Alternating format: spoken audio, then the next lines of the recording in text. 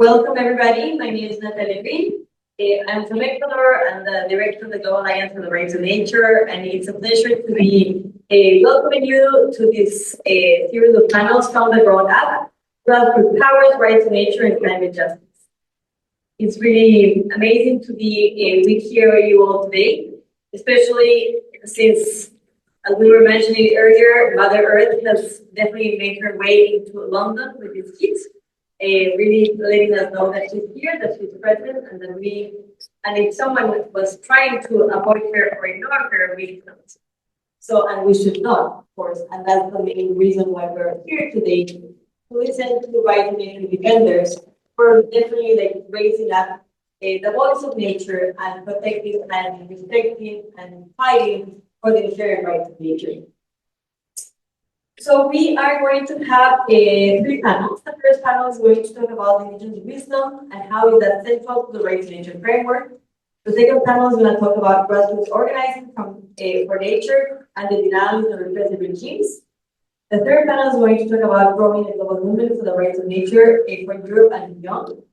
And we are wanting to acknowledge and understand how the rights of nature framework is completely intersecting with all the dialogue that are going to be happening this week. With the Global Alliance for the Rights of Nature, we were able to meet with its global leadership last week, and we had an amazing time to reimagine and rethink what is the role of the rights of nature movement in this really chaotic time that we are living under authoritarian regimes, and with such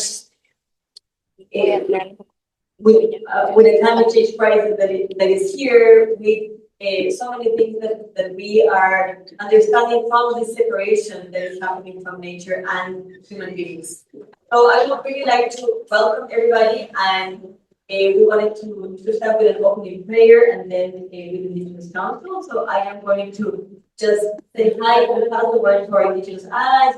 We are going to be having some more people joining the panel, but I'm gonna let you get and Casey lead this space right now. So I want to welcome everybody and get started. But yeah, usually we get one we want to say Oklahoma. Julie is my true name. I'm a member of the Ponca Nation in the present-day occupied territory called Oklahoma in the United States. And it's an honor to be here. I really appreciate it. We're in the midst of ceremony at home, and that's still going on today, the last day of our sacred Sundays. Yesterday, I had the honor of being at a sacred circle of stone here in this portion of the world.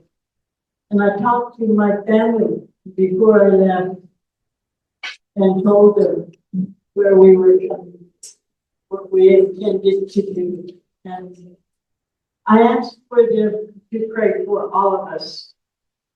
And that's on behalf of our relationship with Mother Earth, Father Sky, and all relatives in all forms. I'm going to let that prayer stand. My understanding when I arrived here before I came is that this is the colonizers that came to our territory, not you, but certainly this space that we're in right now.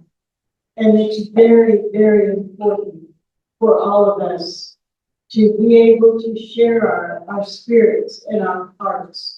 All of us who understand why we're working on this thing called rights of nature. Because it's necessary for all of us to fully recognize that we humans are nature, not separate from, we're just another species. We happen to have these ridiculous egos, all right? To think that we're going to be able to do the things, the right, the laws. There is a natural law in place, but we need to add our voices. We need to add our indigenous understandings So instead of making a prayer out loud, I'm just going to ask us all to be quiet for a moment and think of what is truly a power. And that is the power that allows life to exist in this sacred place we call Earth. That power consists of the winds, it consists of the fires, the waters. The earth herself, as she nurtures us with what we had for lunch today. Some of us had pizza. It's also grains, vegetables, happens to have a little bit of the 4 lakes sprinkled in there too. And it was all of those things that just keep reminding us, why is it that we feel separate from them? What is it about us as a species that makes us think that we should not align with the natural law? That we should make instead a separation. I keep saying that word, I hear myself.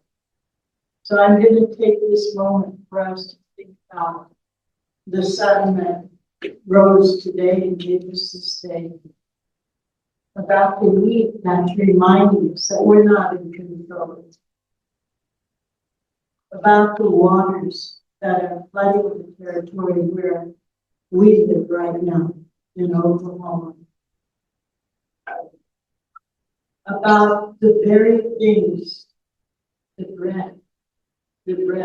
I also find it real funny that as humans think that we should sit in here with artificial wind and we're going to feel all right.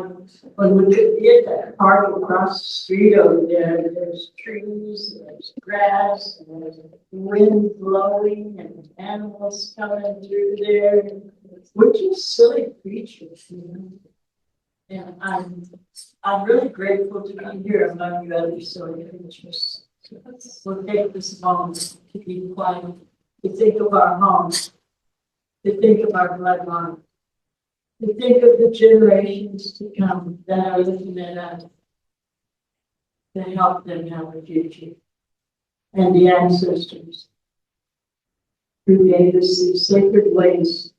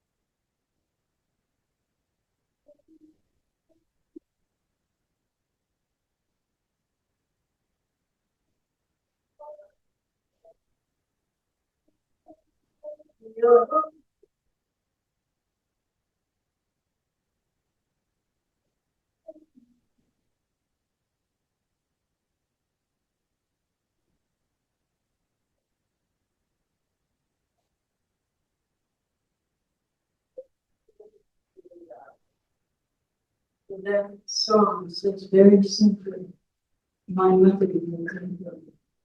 That's all it says. My mother will come home. Talking to the mother. Talking to the mother, and each and every one of us, each and every areas. Talking to the mother, and the children, and the parents of the next one. That is part of us, a living organism. Our mother, I'm getting the message.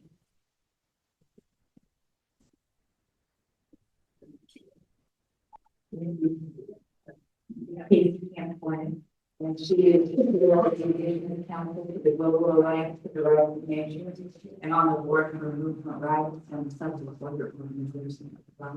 My name is Julia Horn. I am the Global North Organizer for Garden's Indigenous Council and the Indigenous Program Director for the Movement Rights. And we're very grateful to be here in London. I'm also the combination of Oklahoma. I was going to make a joke about bringing the heat with us, but honestly, it's just kind of chaos, right? And asserting itself and what's happening in spaces like this. We're staying in a place that doesn't have air conditioning. So where we come from, it's everywhere. You know, and in here you can tell it's resistant and abnormal heat. So welcome to the taking work. And then hand this over to Leah. Hello, my name is Leo Serra. I'm a teacher. I'm with Royal Amazon. I see on the board of the Indigenous Council as the Global South Organizer. I've been working with part of movement for so many years. Even as a human person, I feel like we don't have a choice but to be in these spaces, amplify the voices of the people who are back home, defending their territories, protecting their lives, not just for them, but for everyone around the globe. My name is Ketsa. I am Mishika Lawa, and I am reclaiming my indigenous identity through the help of these beautiful elders and wisdom keepers. And so I am part of the Garden Utah, and now I've been integrating and learning through the Indigenous Council. We want to talk about rights of nature today. It's a legal framework, but it's so much more than that. And the reason that Indigenous people are such a critical part of the process that we're looking at is because we think of rights of nature outside of that legal framework. Because we are of the earth, we're able to communities, we have connections to the rivers where we come from, to all of the beings. So trying to come about to this space where rights of nature is this global movement, this fastest growing global movement in the history of environmental justice.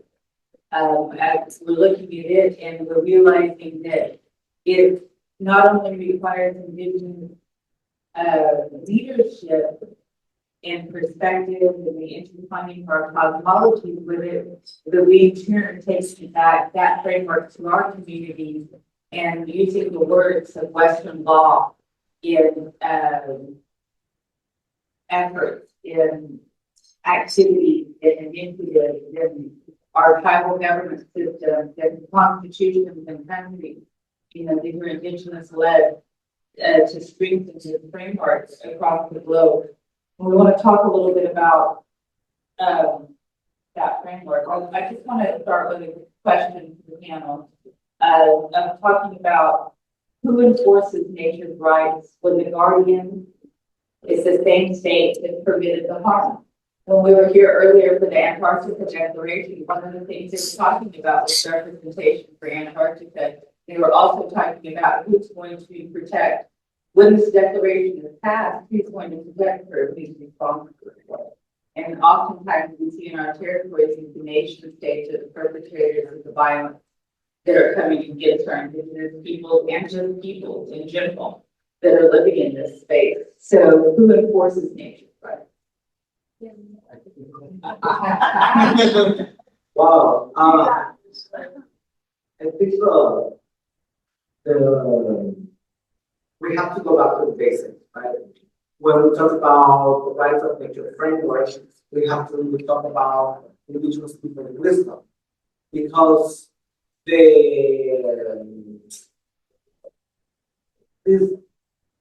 where it all came from, where we are now in this huge ecosystem where movement rights, the rights of nature across the world have increased and increased and increased. Now we have the rights of Atlantic, we have the rights of the Amazon. But I feel like the movement in the world is forgetting that the framework came from the indigenous wisdom. For example, in Ecuador, we adopted the rights of nature under our constitution because of the push from the indigenous movement, and because of in Ecuador, the indigenous movement and indigenous people is a huge movement, you know, in terms of representation. And we have the narrative and the fight about the rights of nature and the Constitution was already there. You know, there were people who believed in the structural system of beliefs that the nature has rights and that we are part of nature. But coming to the global perspective, I think one of the first things is that people should learn about the rights of nature, adopt the rights of nature in the constitutions, and adopt the Declaration of the Rights of Nature. But at the end of the day, I think we have to move beyond that Western translation into understanding the rights of nature, because that is where the notion of transgression, you know, the notion of usurpating, the notion of capitalism, where it goes nature at the expense of human, and not the humans at the expense of nature. So we are talking about a world that believes that we live in infinitive capitalist global society where resources are forever, in which reality there is not. In reality, I think the framework that originated from indigenous people, we have to adopt the values and we have to change the system. And we cannot allow the system to now be the judge and the jury for the rights of nature. And I think that's why we are here. That's why we're growing this movement. The movement is growing, and we need to adapt this growing movement towards adaptation measures around the rights of nature, towards transformative reforms about the rights of nature globally. How are our governments going to adopt this legal framework? What are we as global civil society going to do to adopt this legal framework? What are the institutions, our scholar institutions, you know? And I think events like this, like the global climate week, the general climate events, I think this is the time where we talk about implementing the legal framework without forgetting where the legal framework came from. So as well as we remember where the legal framework came from, and now that we think towards pushing these ideas into policy, pushing these ideas into our own local community, how are we going to do it? And if we do it together, we do it like locally, and we push that in our scholar institutions, I think there will be some change. And we need that change to become now rather than later.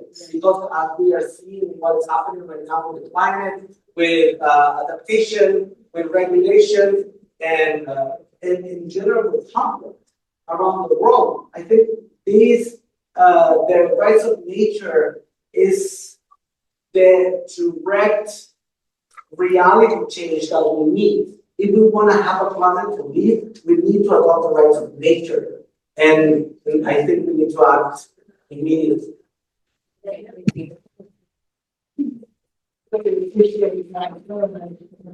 have a new panelist to join us, so we will introduce you in a moment. But it was occurring to me a few things. First of all, I would like you all to notice that no one up here has a piece of paper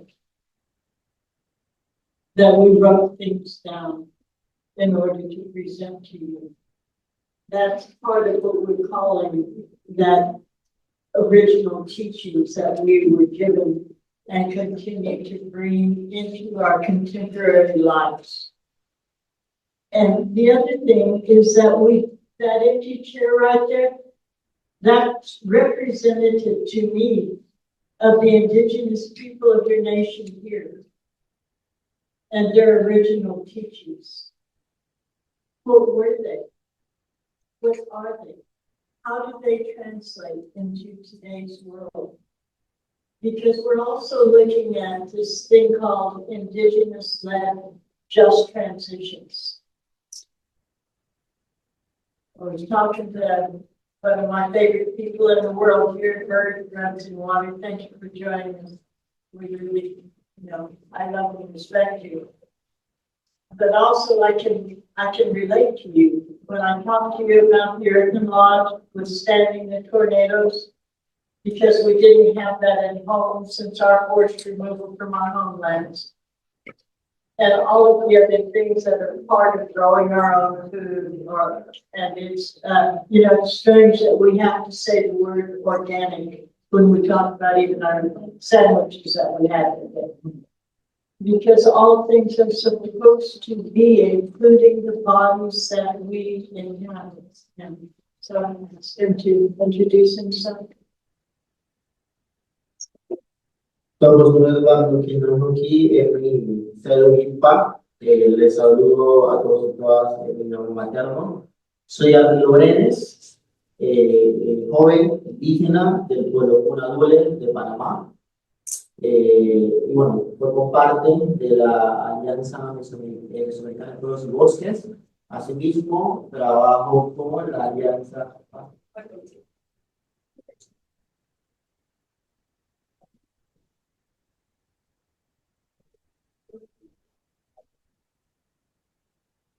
Hi everybody, I'm Natalia. I'm from the Connecticut Department, and I work with the Alliance, the Mesoamerican Alliance, and the Global Alliance for Spiritual Communities.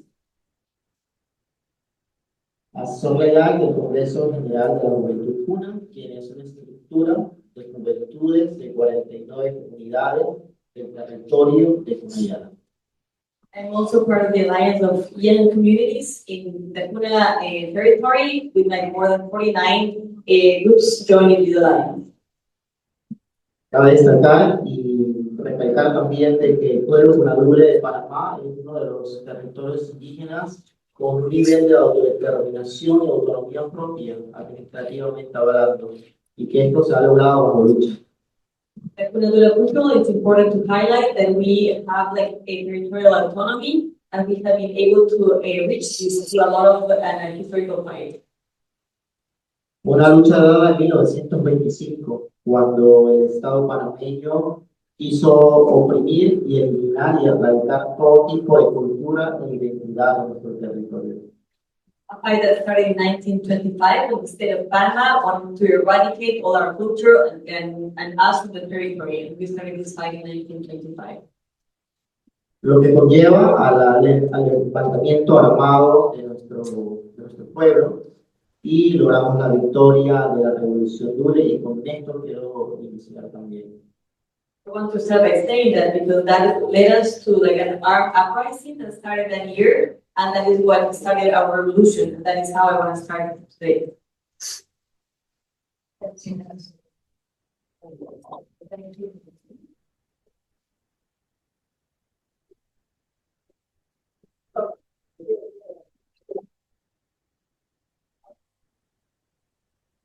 hago una pregunta. ¿Qué sería una autoridad legal para la comunidad indígena para que puedan implementar la sabiduría ecológica? Oh, okay. So in English, it would be for what would genuine legal authority for indigenous ecological knowledge look like?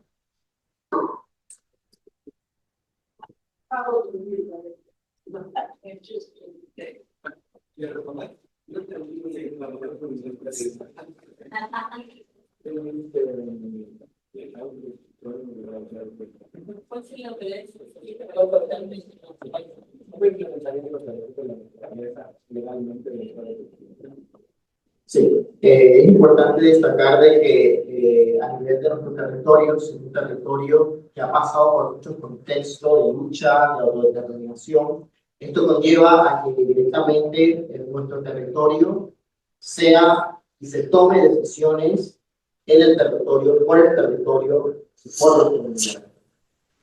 It is important to say that after we having had like such a long fight for our self-determination, we are taking our decisions for ourselves in our territory in an autonomous way. Cuando iniciaba, bajo el contexto histórico, yo creo que es importante para todos y todas conocer los contextos históricos para entender lo que hoy tenemos como pueblos, principalmente hablando de culturas que ha llevado una lucha constante desde mucho antes, desde 1871 hasta la actualidad. I wanted to start with the historical context because it's important for you to understand what's going on if you don't understand that historical fight. We've been in resistance since 1871, and this historical context that I was sharing about 1925 is really important to shape what we have right now. ¿Y por qué digo eso? Porque en la actualidad el territorio puna tiene un nivel de autonomía. Ningún tipo de política del gobierno puede implementarse en nuestro territorio. Por ende, se aplica lo del consentimiento libre por ahí informada. Inclusive las reglamentaciones internas que hoy tenemos como territorio es respetada y es consolidada bajo las decisiones que toman las comunidades. And I say that because in the Kuna territory in Panama, the fact that we have self-determination means that the previous free informed consent is something that we apply in our territory. So self-determination is something that we apply because we are autonomous and have self-determination.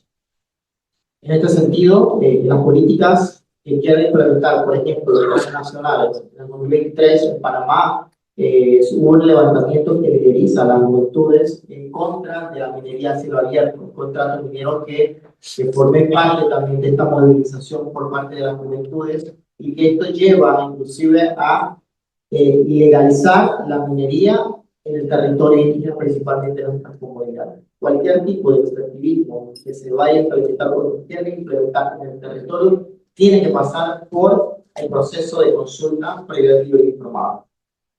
So in this sense, my community and especially youth led a really big national mobilization against a really new important mining contract in Panama. And we ratified that any extractivist project needs to go through a process of the previous an informed consent, and that we were not going to allow this company to happen. So we, as youth, and with the Kuna movement, we led this campaign in 2023. ¿Y por qué llegó eso también? Porque la gran estructura que tenemos en el territorio es el Congreso General, en donde las 49 comunidades, 5 representantes por comunidades, obligatoriamente la representación de la juventud y de la mujer debe estar representada en esa toma de decisión. Cualquier consulta o cualquier proyecto transnacional o extractivista que quieran realizar en el territorio debe ser consultados y aprobados por el territorio y los delegados en el Congreso. So these 49 communities that make our authority have 5 representatives from each community. It's mandatory that one of those 5 people is a youth person and another is a woman. And those people need to mandatorily be consulted before any activity happens. So that's how our authority works. For those of you who aren't familiar, the United Nations passed a Declaration on the Rights of Indigenous People that he is referring to. And I believe it was 2006. And one of the mainstays of that is that we are supposed to have the right to free, and I want you to listen to those words, free, prior, and informed consent before anything comes into our territories. And that's an international law for me. And if you get a chance, you can look it up on the website.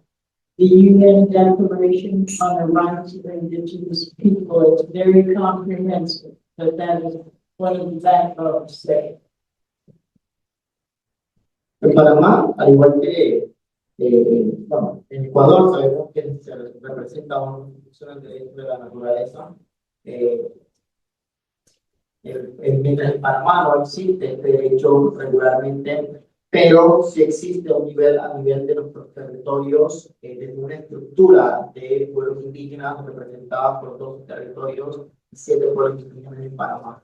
Esto pasa por una consulta que sería la ley 37 en Panamá, que se establece la consulta libre participada. Por eso, cualquier política que quieran implementar en nuestros territorios indígenas debe pasar por un proceso de consulta. Y eso es muy respetado en Panamá. So within the Universal Declaration about previous consultations, in our law number 37, that a demand that we are previously consulted before each any project. So that goes, of course, before our indigenous communities, and it's mandatory that happens, even though in Panama we don't have something like that, like what Ecuador has in this constitutional level. Mandatorily, we need to be consulted before any service project comes to our territory. Thank you. Everyone's also looking at legislation around having the rights of nature to the country of America. And that's really important to all of us. Under, by the way, for the United Nations Declaration on the Rights of Indigenous People has been signed on to by virtually every country, state in the world. So what we need is people to help us to have that implemented by those states, countries, because it is necessary for all of us to be in this together. And if Indigenous rights are upheld, so are all of our neighbors. As with every time we're on these having these discussions, these panels, whatever you want to call them, so many things start coming to mind of initiatives that we are working on, that we have worked with, that we're trying to keep this, kind of to the core of what we're talking about here on Indigenous cosmologies and in the rights of nature framework. Can rights of nature, and I give this question because but can rights of nature be an affirmative climate strategy, not just a defensive shield? Thank you, Julie. Yeah, I feel like this is at the core of what we're doing now, as we've seen people make claims that rights of nature is a nature-based solution, which is unfounded, where people say that rights of nature doesn't work or it's only theoretical. And I think as an Indigenous Council, we're going to have to activate and amplify that these are real climate solutions. The rights of nature begs the question of all these rights of territory, rights of free, prior, and informed consent. The whole process opens up once you think about the rights of nature, because ecological jurisprudence or ecological traditional knowledge begs who is accountable to Indigenous people. Because the first question that Leo was answering is, like, do the guardians enforce the rights of nature if they're the ones causing the harm? Well, there's no accountability process, right? With Indigenous people and land defenders keep protecting the land because we know we have to. We know we have to stay there, even if there is no accountability mechanism. What we hope is that the system recognizes that they've been continuing to harm Indigenous people and the people preserving the water, the land, the air, the fire. And then the rights of nature asks this precise question, like, what is the relationality of all ecosystems and living beings and non-living beings in this moment? And unfortunately, the system doesn't recognize that urgency. And so, but we will continue to defend the land. We will continue to be there. We will continue to move rights of nature as this holistic solution, climate solution to the crisis at hand. And so I do think it's more than a defensive mechanism. It's a way to educate, it's a way to enforce, it's a way to hold accountability, it's a way to bring stories like our stories to the globe, right? Because of rights of nature, we're here in London. I would not be here in London if it wasn't for the rights of nature inviting me to speak here and move this knowledge forward, because I'm not doing it for myself. I'm doing it because I really care about the ecosystems that are threatened at this moment, and for the Indigenous communities and their stories that I consistently hear that they're just continuing to be persecuted and targeted. And so, like Leo brought up earlier, conflict is a real process in this. It's not an easy path to implement the rights of nature. It's a confrontation, but we see it as a very practical and strong solution to the climate crisis right now.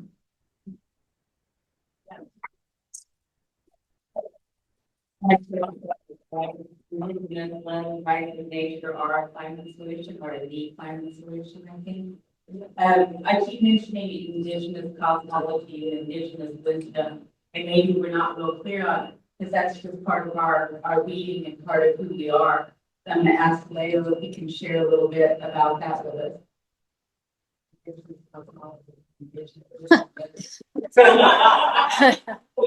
Wow. That's awesome. I think like we need to understand that like where we have rights of nature, like the way we have rights of nature right now, it comes from the indigenous cosmology that we are part of nature. That is not that nature is not out there. So we cannot extract from nature. We cannot destroy nature. And I think those values need to be adopted in general because when we say we need to indigenize minds of people around the world. We are not telling you to become indigenous. We're just telling you to abide by the values that the indigenous cosmology system have around the respect to nature, about the spirituality around nature, about the cosmovision that you are part of a territory, and that is a balance in between you and nature, and that's why the balance is sacred. And coming to like what is happening right now around the world, we are talking about, data collection, and we as indigenous people, we talk about bio-indigenous culture. What is bio-indigenous culture? It's the knowledge about the plants and information about that. There's a big difference in between bio-indigenous culture and patent and trying to make it your own. And I think as indigenous people, we hold the knowledge and the knowledge is proprietary to indigenous culture. And how are we going to defend that in the realm of data centers, in the realm of climate solutions that go and that want to be within this capitalistic system? So we're talking about carbon credits, and what about indigenous knowledge, and what about the people who hold the knowledge? So we have to be careful when we need to move forward in this ecosystem of the rights of indigenous people. That's why cosmology, value, and the system that we hold is important in order to build a future framework around the rights of nature. And the rights of nature go hand in hand with the rights of indigenous peoples. Because for us, having the rights of nature help us enhance the rights of indigenous peoples. That's why we are in the same ecosystem of rights, and we need to be in this ecosystem of rights and to be able to adopt them and really think about the values and bring the values to this global ecosystem that we are right now trying to shift from capitalism to be an indigenous value center and to transform that to systemic change. So we have a world to live in. Thank you. Thank you. Something come to mind, and I'm never sure where people are in their knowledge systems about some of the things that we're talking about. One thing I keep wanting people to understand is we hear about natural resources and how to protect natural resources. But in our understanding, and this is across the board around the globe, indigenous people will tell you that we don't look at nature as a resource, but rather as a source of life. So if you just take that RE off, anytime you hear someone talking about resource, it's the difference between a society that is based their economy on buying and selling each other and nature as resources. And instead of understanding that it's all a source of life. And when we talk about the data centers, immediately red flags everywhere, and I'm hoping everyone everywhere really understands. I know that near us in Stillwater, Oklahoma, they're looking at 3 data centers there. First of all, think for yourself. You know, we don't always have to hit a button to get that information. We can think, and what we don't know, we can learn, you know. But those are going to use 80 million gallons of fresh water per day. Repeat, 80 million gallons of fresh water per day. And that's simply to clean their system, or to cool their systems. It will evaporate, it'll be full of chemicals, and it no longer exists, and we are a species dependent on the sacredness of water that is the basis of life. So it's important that we pay attention to what's going on in our own neighborhoods all the time. And we can make those choices. We don't have to participate. When you make a meme, when you make those kind of little pictures using Google and whatever else you guys do, I don't even know the AI. Yeah, I kind of depend on Aboriginal intelligence. I depend more. But those take the equivalent, a 3-second one that you make with those little video things takes the, or 30 seconds actually, takes the equivalent of if you put something in your microwave for an hour on high. That's how much energy you use. And that's not talking about the water. That's just talking about the electricity. When he talks about the carbon credits and false solutions, somehow these corporations have learned how to buy and sell the air itself. And that's what a carbon credit is. So, for instance, where we live, Phillips will go into the Amazon and they will buy up the carbon credits of the breadth of the Amazon, the oxygen, and come into our territory where we live and use those carbon credits to kill our people, to create a situation of environmental genocide that we live in. Carbon credits kill. It's that simple. We cannot buy and sell the air and think it's okay.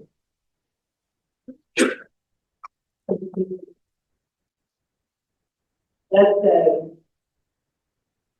big thing. But I keep thinking about when I was a young person and I was grown up in a family of movement. They were always active in human rights and civil rights and Indigenous people's rights and whatever it was. And I remember seeing this bumper sticker one time when people started talking about environmental justice a long time ago, or in tree huggers or whatever you want to call them going on. I saw a bumper sticker that said we all live downstream.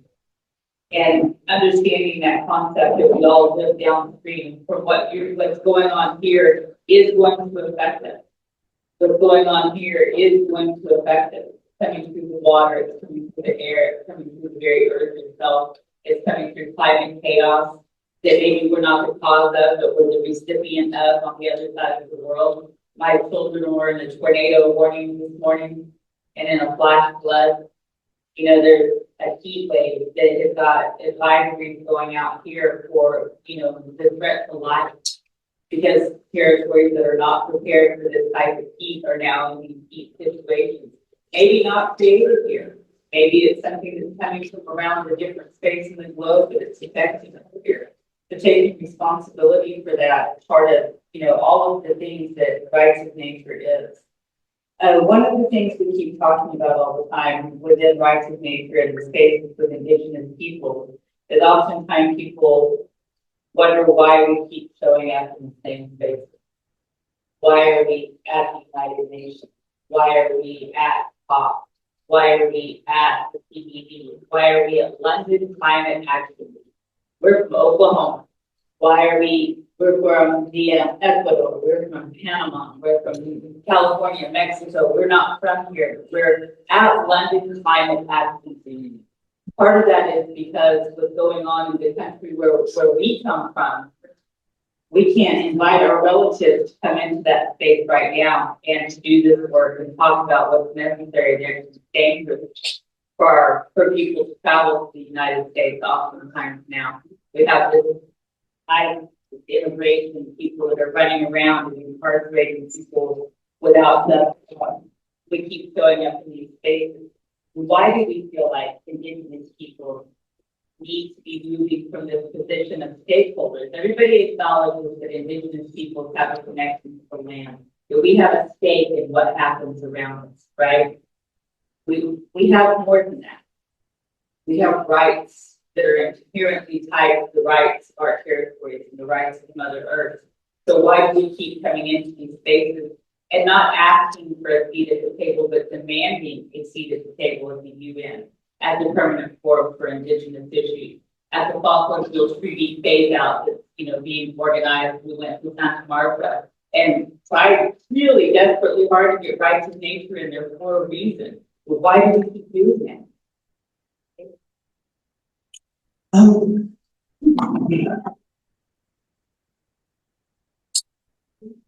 I think one of the reasons is there is no choice. I was born a Ponca woman. I was born an Indigenous woman. And the responsibility of those ancestors who kept our way of life was that we continue that way of life. That's why you don't see papers here. That's why you understand that all of our knowledges are passed down, not just through word of mouth and stories and songs, and but we are a living history of human beings. I had the honor of being in a taxi with a man from Jamaica yesterday, and we really bonded, and he said, how did he put that? We don't buy the land owns us. And that DNA, that understanding really gives us that tie and that understanding that if we want there to be a Ponca people in the future, that we have to be responsible for the world that we live in right now and leave them a way, leave them a language, a song, a space, a food, a clean river. Now, I've been on the river in London here and offered prayers because water has its own life, and we recognize that. She has a memory, she has a song, and we listen to that. And it's a different thing. I also, the song I sang you is that one in our language, but water has her own language. Sometimes it sounds one way like a thunder. Sometimes it sounds like a gentle stream. Sometimes it lives in the mist, but it has its own language. There has to be a way that each of us in this land, when I went to your sacred circle there, and the stones stood and had different personalities, I felt what your ancestors must have felt when they lived close to the wood and the trees spoke to them. Her granddaughter was telling us the other day, we have to pray to that tree. This is coming from a child this big, because the tree holds our memories. That's how we continue here. Right around in a park over there were things going on, but there is life all around us. There is a way all around for all of us to be able to learn and to quit thinking in the square boxes, in the linear terms, in the history books about those who planted and then said, oh, this is the truth. But a living history is sitting in his hand right now. A living history comes from those With the roots, Chelsea? Tell me. Neolithic, Celtic, Druid. Druids. Say it loud, I just want to hear it. Neolithic, we're here 5,000 years ago. Celtic tribes were here only in the southwest for the last Celtic tribes in England. 3,000 years ago, and the Druids. The Druids were here, the spiritual warriors of the United Kingdom. See, that's so exciting to me. You have that knowledge. It's there in your DNA. It's there in your memory. And that's why all of us are gathered here today. And that's why each and every one of us has to become a network in whatever manner that you're capable of doing. A spiritual, earth-based network of protectors and lovers of the future generations.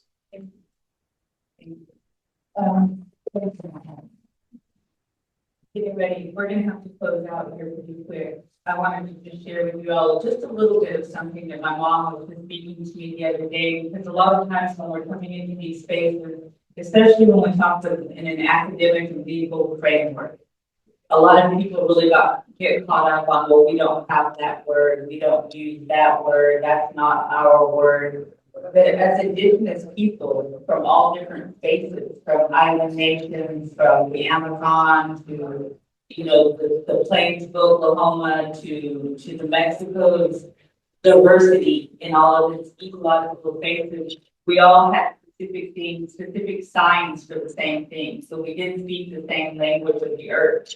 The same thing was for the sun, for the water, for the earth itself.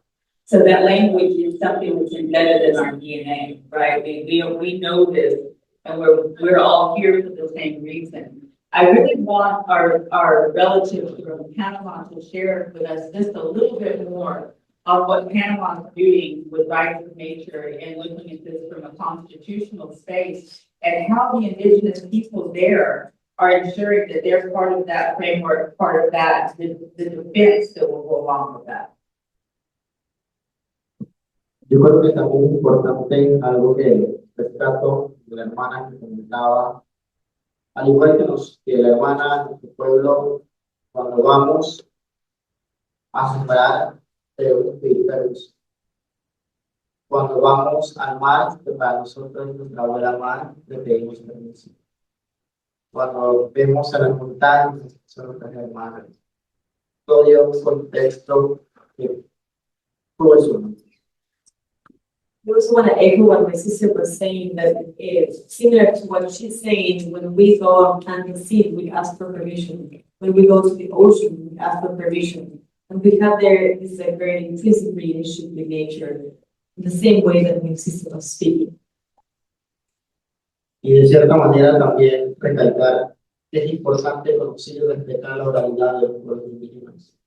Todo lo que podemos conservar ha sido gracias a la oralidad de generación en generación y al día de hoy intergeneracional. And we also need to acknowledge that a lot of what we have kept and we need to respect right now is the orality of our indigenous people. We have been able to reproduce and pass on knowledge generation to generation through an oral culture. Hoy, desde la pregunta que me hacías, en efecto, en el mes de abril, recientemente se firma un memorando entre Future Nature y el Ministerio de Ambiente de Panamá para llevar la propuesta sobre el reconocimiento del derecho a la naturaleza. What my sister was asking me, indeed, in April this year, the Panamanian government promoted and signed a commitment to promote and move forward on the Declaration for the Rights of Mother Earth. Muchas veces en los espacios como los COPs, de discusiones entre los partes, los caucus y los caucus, hemos tratado de estar en un espacio también. Y en Panamá, por primera vez, tenemos una hermana indígena que forma parte de un equipo de negociadores pero que viene del territorio.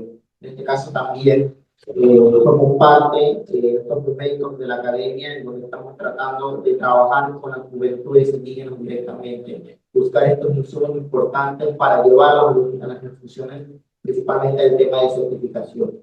Y cuando hablamos de desertificación, muchas veces pensamos que es desierto. Ahora estamos viendo el impacto del cambio climático en nuestros bosques, en nuestras Amazonías, en nuestras selvas. So in many ways, many delegations have gone forward without indigenous people. Now there's the honor that an indigenous woman is part of the official delegation of the Panamanian government. I'm also participating in official delegations representing youth, especially in this whole process of certification.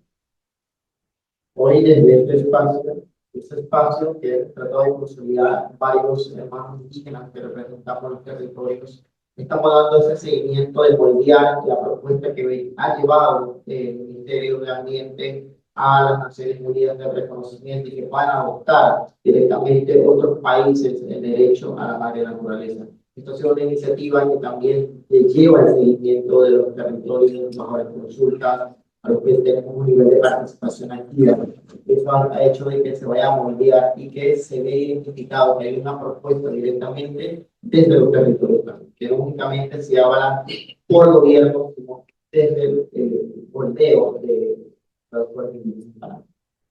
So from this perspective, what we've been trying to do is that we have been trying to get people to model what the government, the Ministry of Environment has proposed to the UN. Also to say that he's also coming from indigenous people, that we're modeling this up, and that we're also integrated in making sure of how it is going to happen. So we've started that process of like really trying to participate and model how this should happen and this will just happen.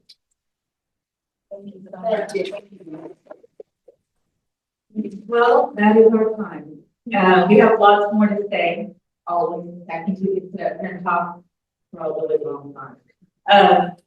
But just encouraging everyone to awaken your own DNA, your own blood memories, your own ties to the land, and then do something with that. Do something about it. Action. Where this is the time of action and implementation. We need to move past talking about it to doing it, because our very lives and the lives of our future generations. Thank you all. My name is Shannon Big, and I'm the co-founder of Movement Rights. I'm also the co-founder of the Global Alliance for the Rights of Nature. And I'm here for the second talk, which is Grassroots Organizing for Nature under Denial and Repressive Regime. We're going to try and turn this into more of a conversation. I'm just going to have everybody introduce themselves and give a little bit of talk. But we have people here with perspectives on what's happening for climate and how do we get things done when we have people like in my country. I'm from the United States. I don't know if you know this, but we have an orange despot in power in the United States. And so underneath the media in the United States, you probably don't know that there's actually, you don't hear about anything happening for climate, since what you do hear is that our president doesn't believe there's climate change and has withdrawn from things like the United Nations and also taken NATO and taken our EPA, our Environmental Protection Agency, really removed climate protections from all of those things. So you would think, I would imagine from where you sit, that nothing's happened in the United States for climate. You could be wrong, and that's the good news, right? Yay!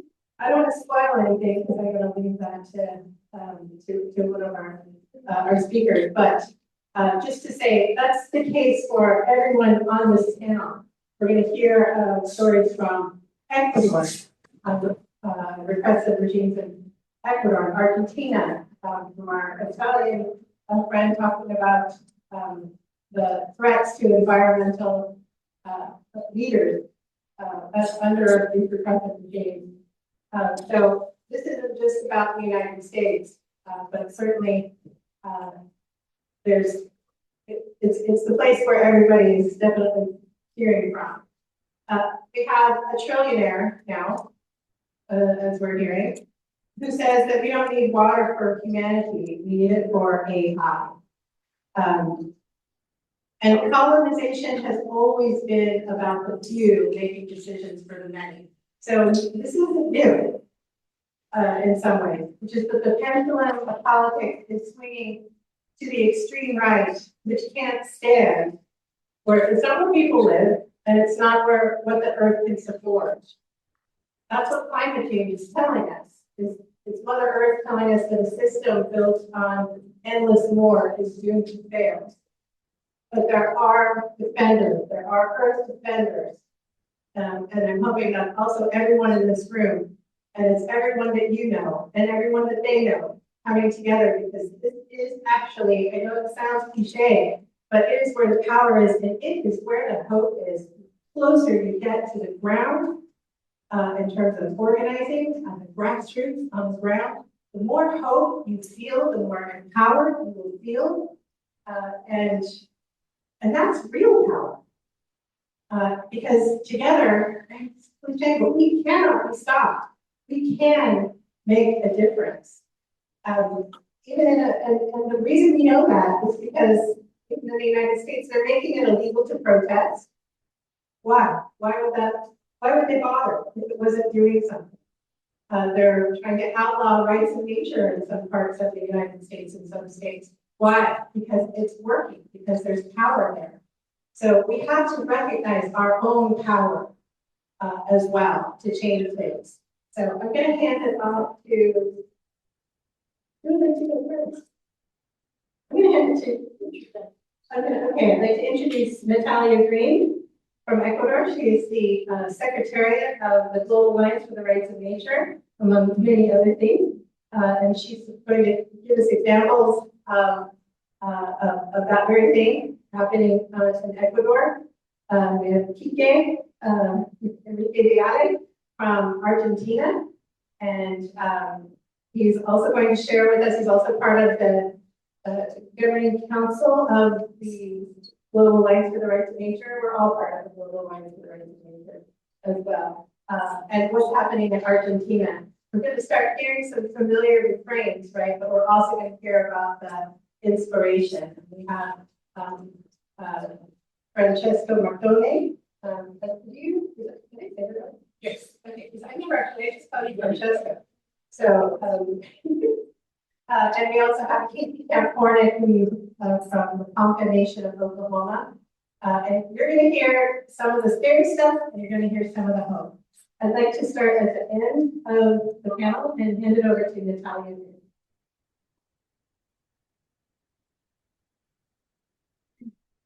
Thank you, Shannon. Thank you, everybody, for leading this panel, because when we were thinking about this panel, we didn't think about the rights of nature. We thought of what brings us together as well, and that is that we are either living and have a lot of experience also with the territorial regimes, which is an unfortunate coincidence, but it is something that is happening, and it's something that we want to put it out there, because we really believe that the rights of nature is like fighting this counter narrative, right?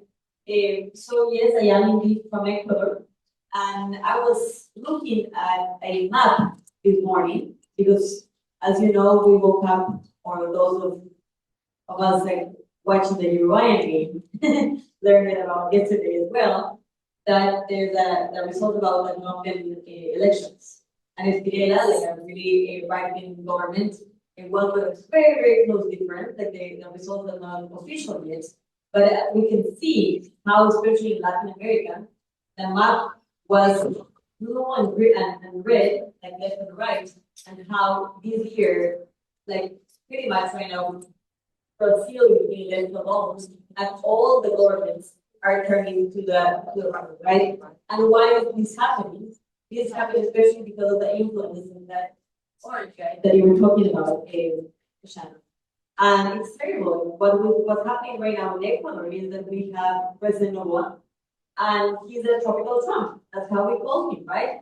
And what is happening is terrible because, yes, we have the rights of nature, and I'll talk about that in a second, but we are under the same regime in Ecuador. We are under an authoritarian regime that is really not doing any radical change. If you ask people to support him, they will not be able to answer back what is really happening in Ecuador, what are the actions, what is it doing, because there's really being done. Right now, with all the promises about security, is the reason why he gained like the presidency in Ecuador. Nothing is happening. The situation is very, very complicated, but it's especially complicated against land defenders. And that is the point that I wanted to make to you two all today, because as much as we all celebrate and keep on celebrating that Ecuador is the first country that has the right to nature, and that it's been 18 years that we have the right to nature, and last year they tried to take it away from us, and 70% of the country supported the maintenance of that amazing constitution that we were able to pass in 2008, we still have a president who, as the other ones, have not been having like the will to apply the rights. Why? Because it doesn't matter, like in Ecuador, it doesn't matter if you're left or right, there's been like an extracted DNA. So there hasn't been a real will to apply the rights of nature. The reason why we have more than 70 cases about the rights of nature, why it's been an official tool, why it's been efficient, why we've had victories, is because we have people in the ground, because we have communities organizing, because we have indigenous people on the front line really protecting their territories and using the rights of nature as a tool. But in using it against governments that are really promoting a model of extraction, a model that definitely, you were mentioning before, Casey, thinks about nature is still as a resource and not as a source of life. The problem with this government right now is that it's going beyond. I was sharing with some of you last week that we are afraid. A very close person to us was killed. She was assassinated 2 weeks ago. She was a person who's a land defender. She was denouncing cases of land concentration, of corruption, and also of pollution. We actually worked on a case with her regarding girls in the bikini beach, the beach, and she was part of that case. And she was fighting corruption in the coast, and she said that she had friends, bad friends, and she was killed 2 weeks ago. People went to her house and strangled her on her house. And so it's coming the friends coming close, and that day is closer and closer and closer to us. So organizations like ours, we have a legal provision to fight against mining. Like there's literally a clause that says that organizations in Ecuador cannot do anything to impede mining from happening in the country. Of course, as you can imagine, a country like Ecuador, that is an oil-producing country, that is now getting less and less oil reserves because we run out of oil, and that right now we are exploiting minerals as a change. Mining is becoming the biggest threat right now in Ecuador. So fighting mining is something that especially environmental organizations and indigenous organizations are feeling strongly as the new most important threat in the country. Now we have a clause that says that if you do that, then you cannot keep on working as an organization in Ecuador. And we've had, in October last year, 60 people and 13 organizations had their bank accounts closed. Personal bank account and organizational bank account were closed because they were supposedly promoting terrorism, or they were financing the indigenous movement in Ecuador. So it is a situation that is difficult because as much as they're not going to shut us up, we are more, and I think that we need to remember that. It is a situation where people are afraid and they start depleting, right? They start going backwards because their own lives are in threat, their families are in threat. And that situation is really terrible. So that is the midst of what's going on. We are leading tons of right to nature cases in Ecuador. We have more than 80 victories, and it has worked. It has worked, and it's going to keep working, and we're going to keep fighting. But the fact is that because this is working, we always quote Gandhi that said, like, friends, they ignore you, but they laugh at you, but they fight you back. They're fighting back because it works. And we're feeling that fighting back. And right now, when we're meeting to understand what's going on, is like, what are we going to do next? Are we going to just shut up? Are we going to deplete? Or are we going to fight together And the reason why we wanted to have this panel today was to share that the situation is the same. We are facing the same regime, the same script. It's a script against organizations, a script against online communities. But how do we put that out there and recognize that they're not going to be able to stop us? That's what's most important. And the situation is frightening, of course, but we can keep on not only fighting in other countries and inspiring other countries, because the recognition that we are promoting a model of life, whereas this authoritarian government putting a model of death and another of violence.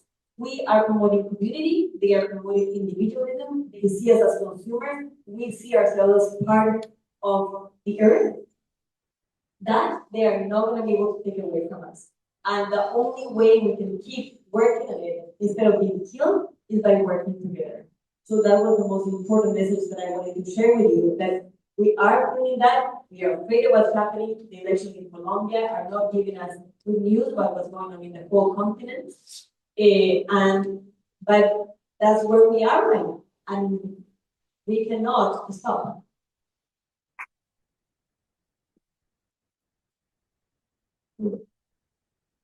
Bueno, otra, voy a hablar en español y Marita,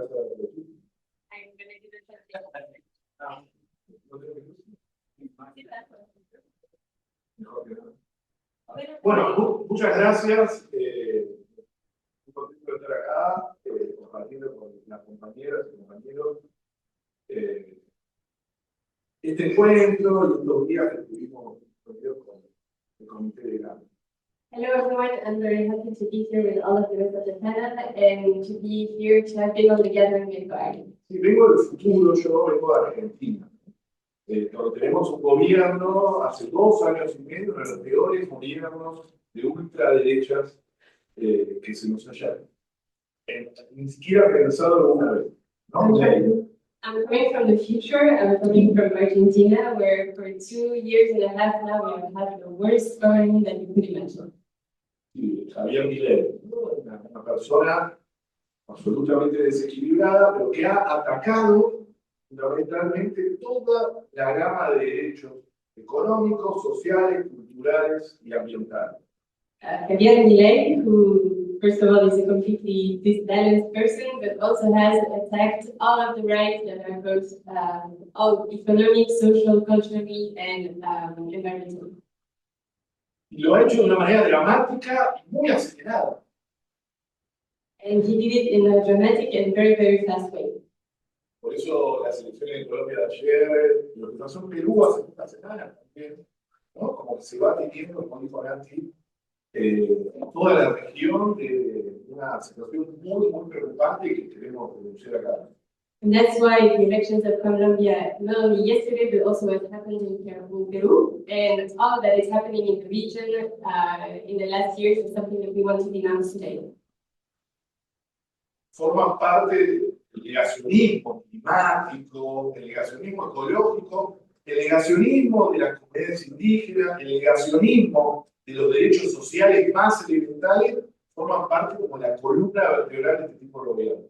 They are part of this deep denialist culture that denies not only climate change, but also rights of indigenous people and the most basic social and cultural economic rights.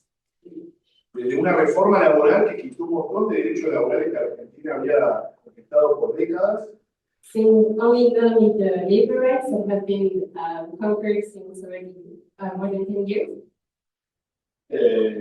Hasta el ataque a las personas jubiladas, pensionadas. Until attacking retired. Retired people and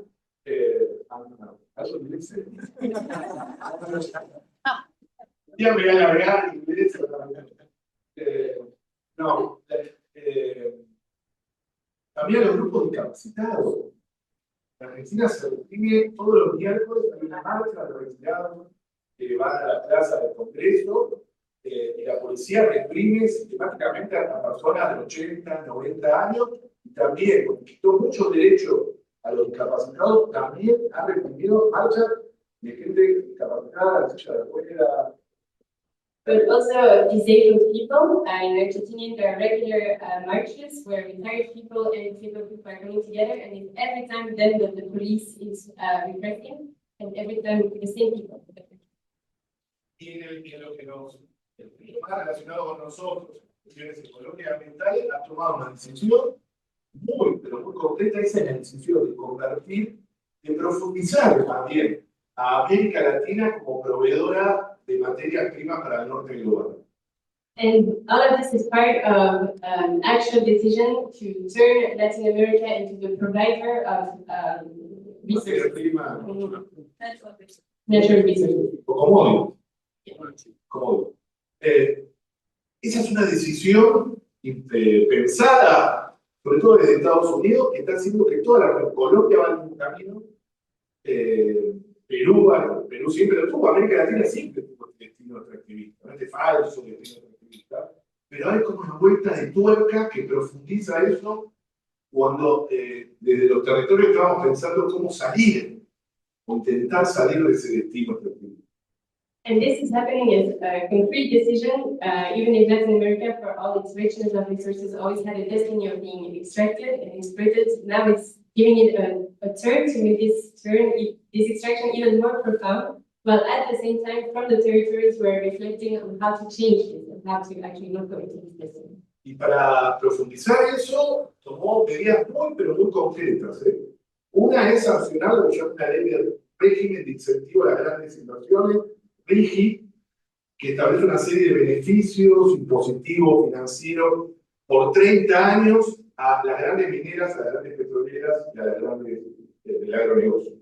And they're doing this through very concrete measures.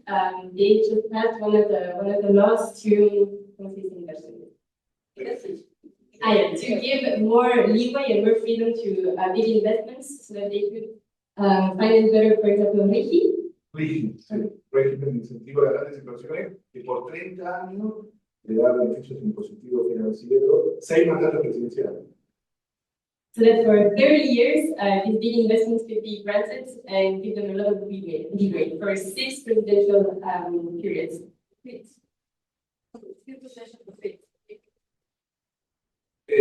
Eso y algo que fue muy, pero muy importante para él, nosotros teníamos, en realidad ahora, una ley que había sido muy peleada en los territorios, que es la ley de protección de glaciares, que es donde nacen los ríos de nuestro país. And something also the attack was a very important law, the law of the glaciers that were protecting all of the water bodies in the region. En la cordillera argentina. Esa ley la modificó, quedó en realidad ahora una ley de protección de glaciares, es decir, que ahora se permite la minería sobre destruir glaciares para hacer minería. This law has been so modified that now it's actually allowing for mining companies to enter and to destroy glaciers. Eso, por un lado, grandes beneficios de las petroleras, gas, etcétera, y en forma paralela, políticas económicas de destrucción de la industria general, ¿no? Que genera miles de puestos de trabajo. Es decir, lo que se está haciendo es reprimarizar la economía al máximo.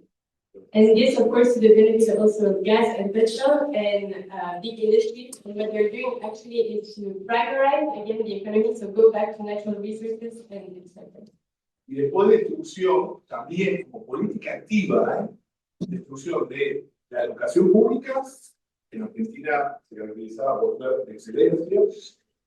They're also, on top of that, of destroying the environment, they're also destroying public education, which historically in Argentina has been excellent. Y la ciencia. And Un also ataque science. sistemático a la ciencia, como todo negacionista, ataca todo el aparato científico argentino, que también era muy importante. And also science. There is a deliberate attack on science that has been turning now completely denied.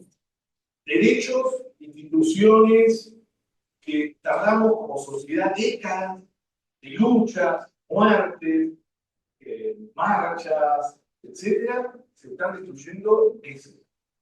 rights and institutions that have been obtained through decades of marches, of killings, of fights are being destroyed now in just a few months. Bueno, este es el panorama, es muy frío. No quiero hablar más porque con la evolución está pero, lo único que no tenemos que hacer con la ultraderecha The only thing that we have to do with the far rights that we cannot es resignar, is resign, es aceptar este tipo de cosas. is accept this type of thing. Ellos quieren que normalicemos cosas que están mal. They want to normalize things that are wrong. Pegarle a los jubilados que está mal. Fight to the retired is wrong. Romper un glaciar para hacer minería está mal. Destroy a glacier to do mining is wrong. Quitar derechos laborales está mal. No dejar marchas ciudadanas en las calles está mal. Take away labor rights is wrong. Take away the right to protest and to march is wrong. Esto que entre nosotros, que somos la mayoría militantes de algún otro país, que nos parece una locura, lo que ha logrado la ultraderecha es normalizar cosas que están mal. Insultar a otro, como hace el presidente Trump, como hace Milei, insultar a la prensa, insultar a los movimientos sociales, a los movimientos indígenas, está mal. But for us, from the left progressive government seems absolutely crazy. They, at the far right, could do is normalize it. For example, what Trump or other presidents have done to insult journalists, to insult militants, to insult activists, they could normalize it. Y decir, nunca perder la capacidad de indignación y nunca caer, porque esto tiene la ultraderecha, la cultura de la derrota, que parece que estamos vencidos en nuestra región, y no es así. We should never let go of our capacity to be independent and rich, and never let go of the thought that we have to do something. Y ahí es donde, esto lo dije también en el encuentro de Gama, que claro, pero es, tenemos que hacer un esfuerzo por transformar la distopía en la que nos están llevando. We have to make an effort to transform the dystopia that they are making for us. Y tener una narrativa, un discurso que los derechos de la naturaleza lo tienen, que nos permita tener una utopía, un lugar, un horizonte para que, como decía Adriano, poder al menos seguir caminando porque el camino es la victoria. And to have a narrative, and this is what Rights of Nature does, to make another future, create another future. And like Galeano says, to at least keep on walking, because that is the victory. Excelente.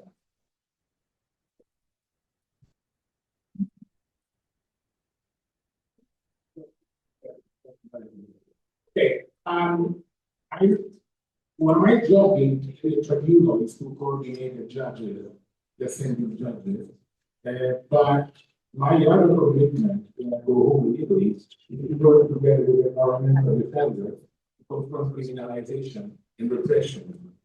So I'm trying to learn that because when we discuss the titles of this, I have a little bit of an argument about the definition of authoritarian regimes because in Europe, for instance, the government that you represent today, the Labour government, cannot be considered an authoritarian regime.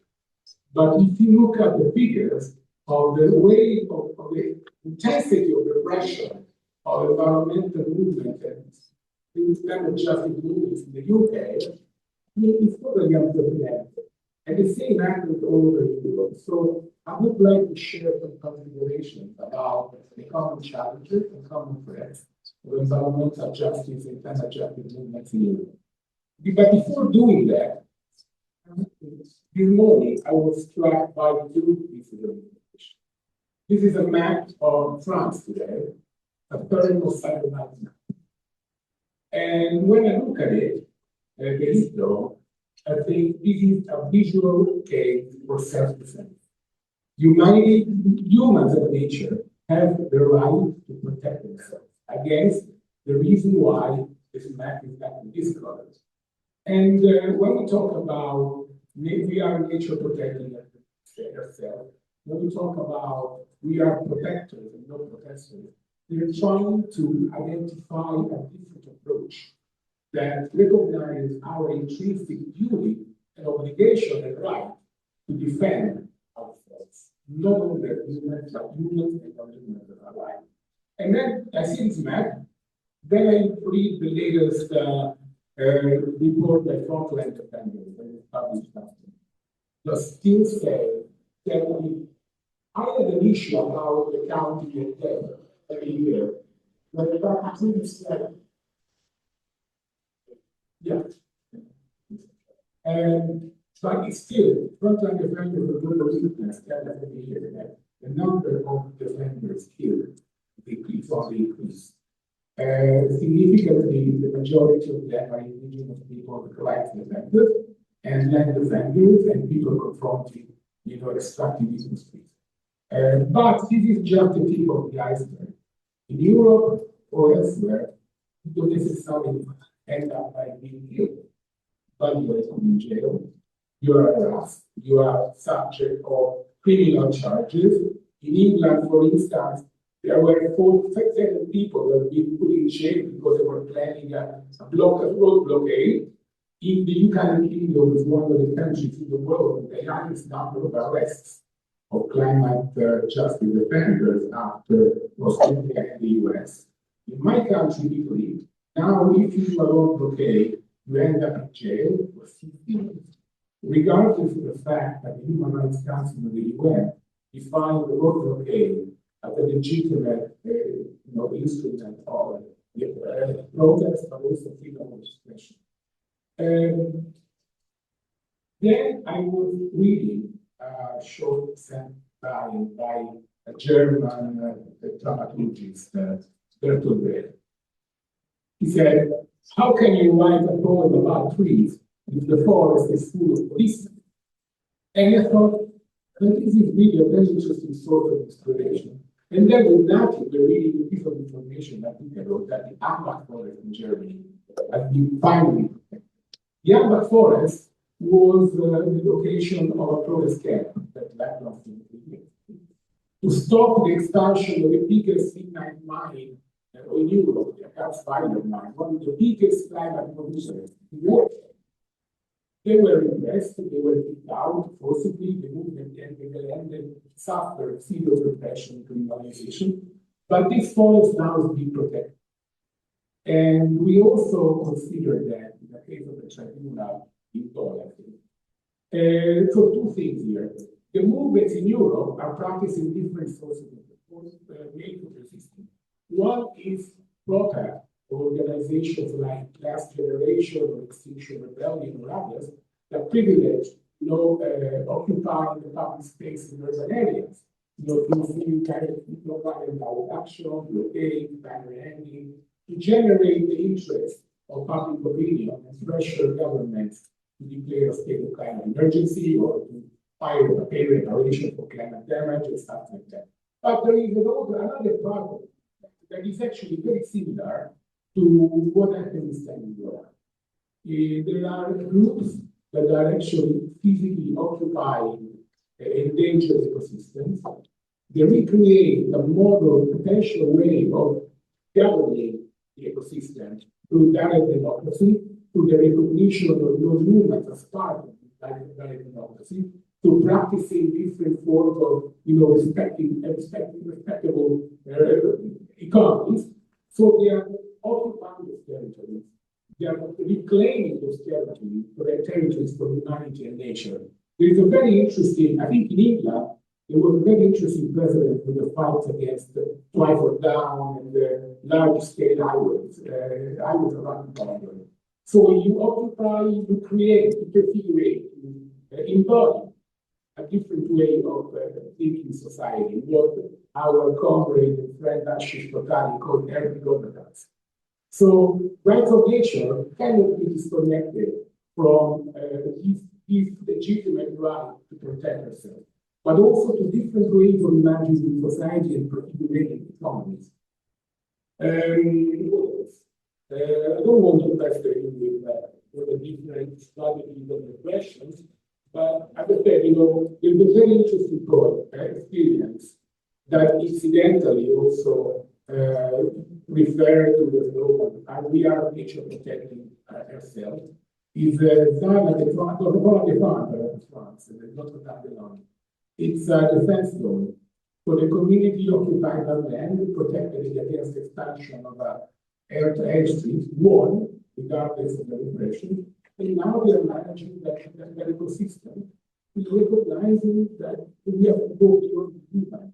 There is a very strong connection in the ecosystem, the spiritual, cultural, and philosophical connection between the struggle to protect it and defend it, and recreating a harmony between humans and nature.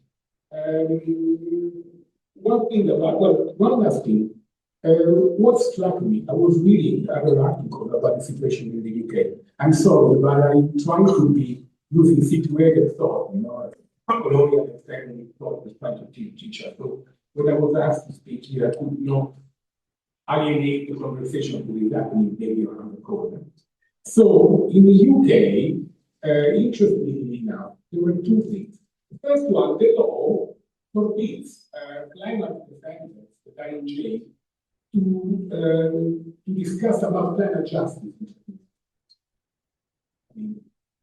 Because if you do that, you generate a legal precedent for you to be acquitted, because you say, I am putting my body in the name of the common good, that is saving the planet from climate change. So they cannot speak. And if they cannot justify the reason why they practice disobedience, obviously they will be sold to the public as thugs, as criminals, as outlaws, and not as people that are actually taking the moral duty to protect nature from climate change. This is one point. So disconnecting the practice from the reason why you do it is a tool for repression. So one of the kind of answers is, we are not only expressing our freedom of expression, we're not going to and this is, I think, one of the most important, legally speaking, if you go to trial, some candidates have been acquitted because the judge recognized that they were operating for that common good, for the protection of human health and environment.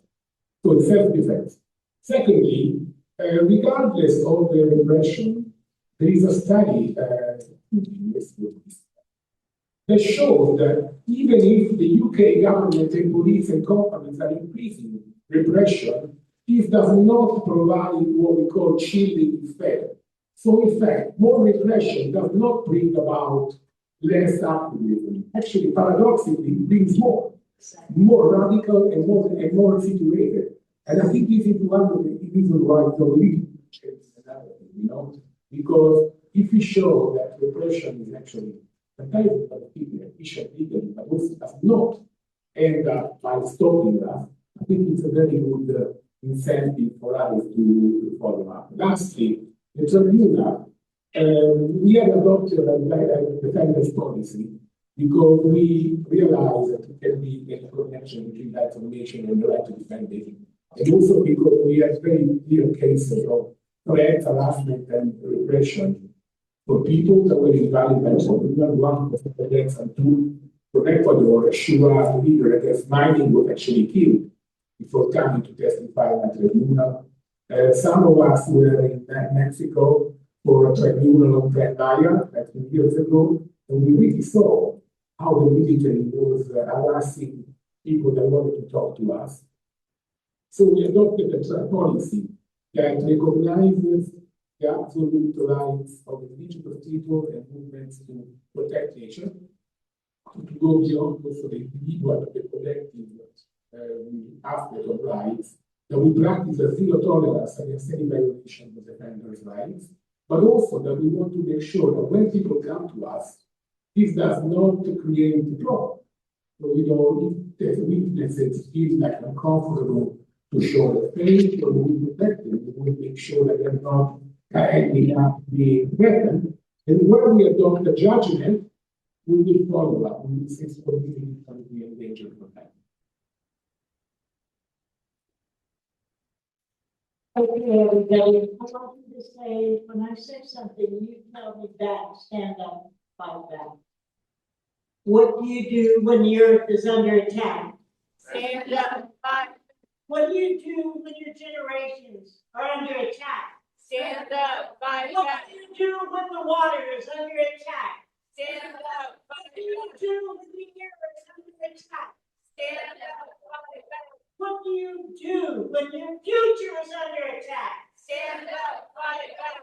That's why we're here.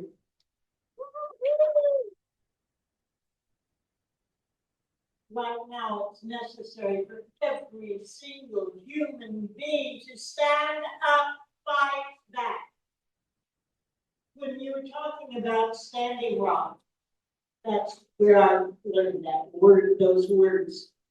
Standing Rock in North Dakota is a place where the indigenous people calls it Dakota live. And it is also where the Nishu or the Missouri River lives. And my people, the Ponca, were forcibly removed from that territory. Our family was at a Sundance in South Dakota where you sacrifice for 7 days. 4 of those days you dance in the August heat with no water, with no food. Certain ones do choose themselves to sacrifice so that there will be food and water for the generations to come. That is one of our understandings. And during that particular year, in 2016, there was a beautiful woman named Joy Braun that was part of the Cheyenne River Sioux tribe. And she sent a notification out that she and about 16 or 18 others had been sitting to stop a pipeline from going across and under the Missouri River. And it's called that, or Dakota Access Pipeline. And they've been sitting since April. So for 4 months, they had an encampment. And they sent out an urgent message to my sons, to my daughters, to our family who were at ceremony to come because the encroachment was imminent. The machines had arrived. And how do we stop them? Well, my sons felt as if that was an answer to the prayer that they had at Sundance, is how do we protect the water and the Mother Earth? So when their sister Joy called for them, instead of going south to our homeland, they went north to stand up and fight back. My eldest son, Mikasi, had been pulled in by the 7 Dakota tribes to take a leadership position there. My youngest son, Jeff, served as a go-between between the Wanashi, the police, and the protesters there. I had never heard of this thing called GoFundMe. Joy Braun had brought in just a few $100s. So my youngest son talked to each of the what's called protesters, we call protectors there. And they said, who of you is arrestable? In other words, who can be bonded out because we have X amount of money. But if you have a warrant, we don't want you to go to jail because we need you here to just a few of us to hold off the whole army. My watch has one of those thingies that's telling me somebody's calling. She's an amazing spiritual person, so she must have turned me in. It's her name. Anyway, I'm hiding my arm so it won't ring actually. When my sons and Joy Braun and the other people there picked 4 people who would be able to be bonded out. And they went, youngest son Jeff went to the police there, the sheriff, and said, We have 4 people, we've got pictures of them, we want them to look the same when they come out of jail. And so they were arrested.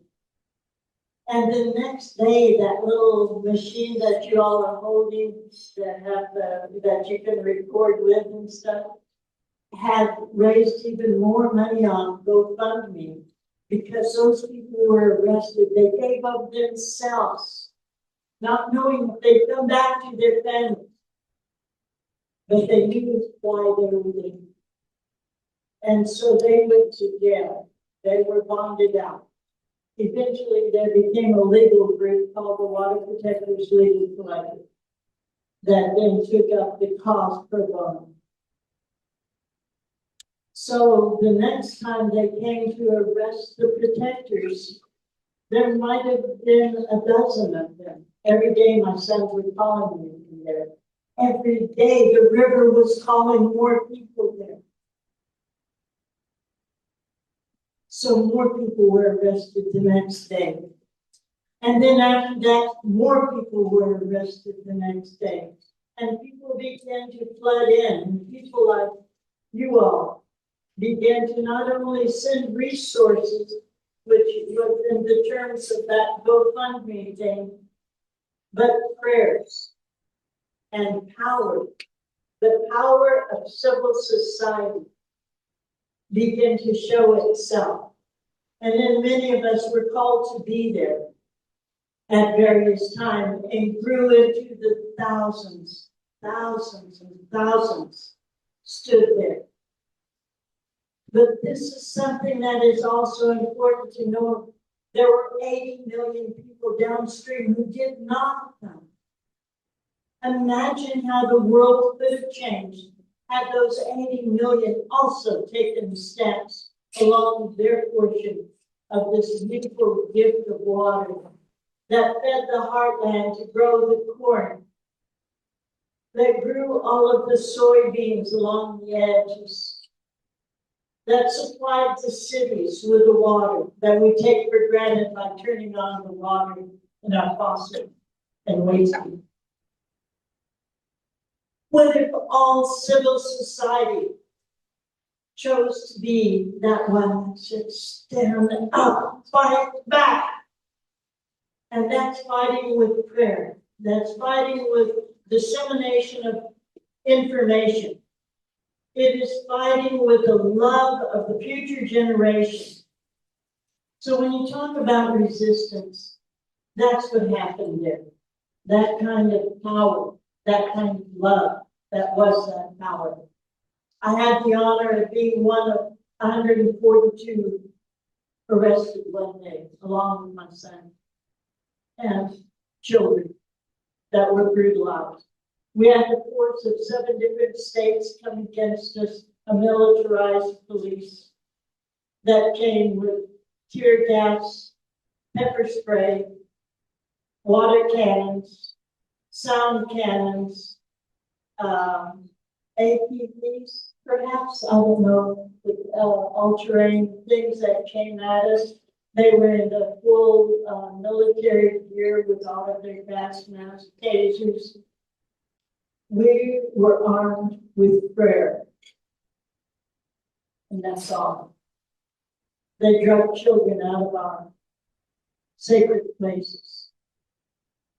When they arrested us, they already had these big buses that they were going to take us in. They zip tied us, the elders, all of the young warriors, the children. My son never gave me feeling back in his hand. When they arrested us, they took us, and it was in October 27th. And it was Bridget in North Dakota. And they took us into that county jail in the basement with no heat. They strip searched everyone, children, mind you. And then they put us in these big dog cages. In one cage about as big as this rug you see right here, there was 37 women and young women, probably 14 years old, reeking of pepper spray, so strong. That too, yeah. Reeking of pepper spray so strong that when you sat together, those poor babies were allowed to shower. All of us had red faces and we were screaming tears with a diabetic young girl lying on the floor in seizures because they wouldn't treat her. And yet when they added one more to our cage and one more to that cage and one more to that cage and that cage,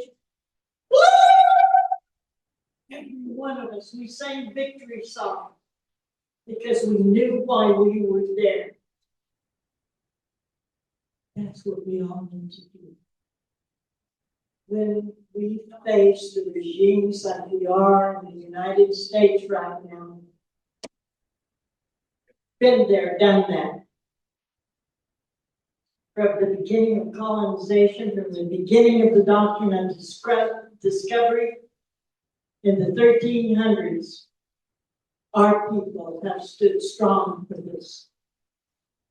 Because we understand our place in creation. We are one with all that is. All are related. All deserve respect. All deserve love. The river never gave up. The thunder has never stopped. The fires still burn. The earth shakes. The moon gives us rhythm. The sun rises every day. We are part of that power.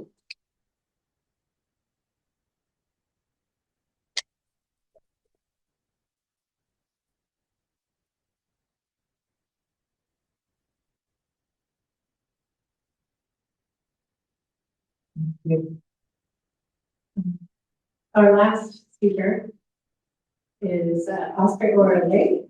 She is the co-founder and director of Women's Earth and Climate Action Network Weekend, as well as part of the Global Council for the Global Alliance for the Rights of Nature.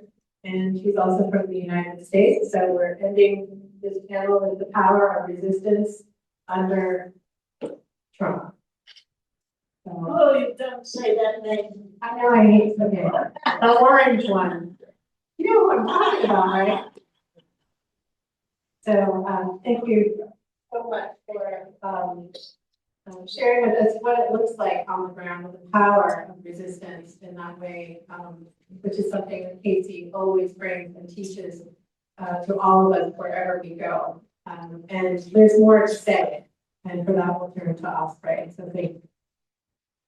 Thank you.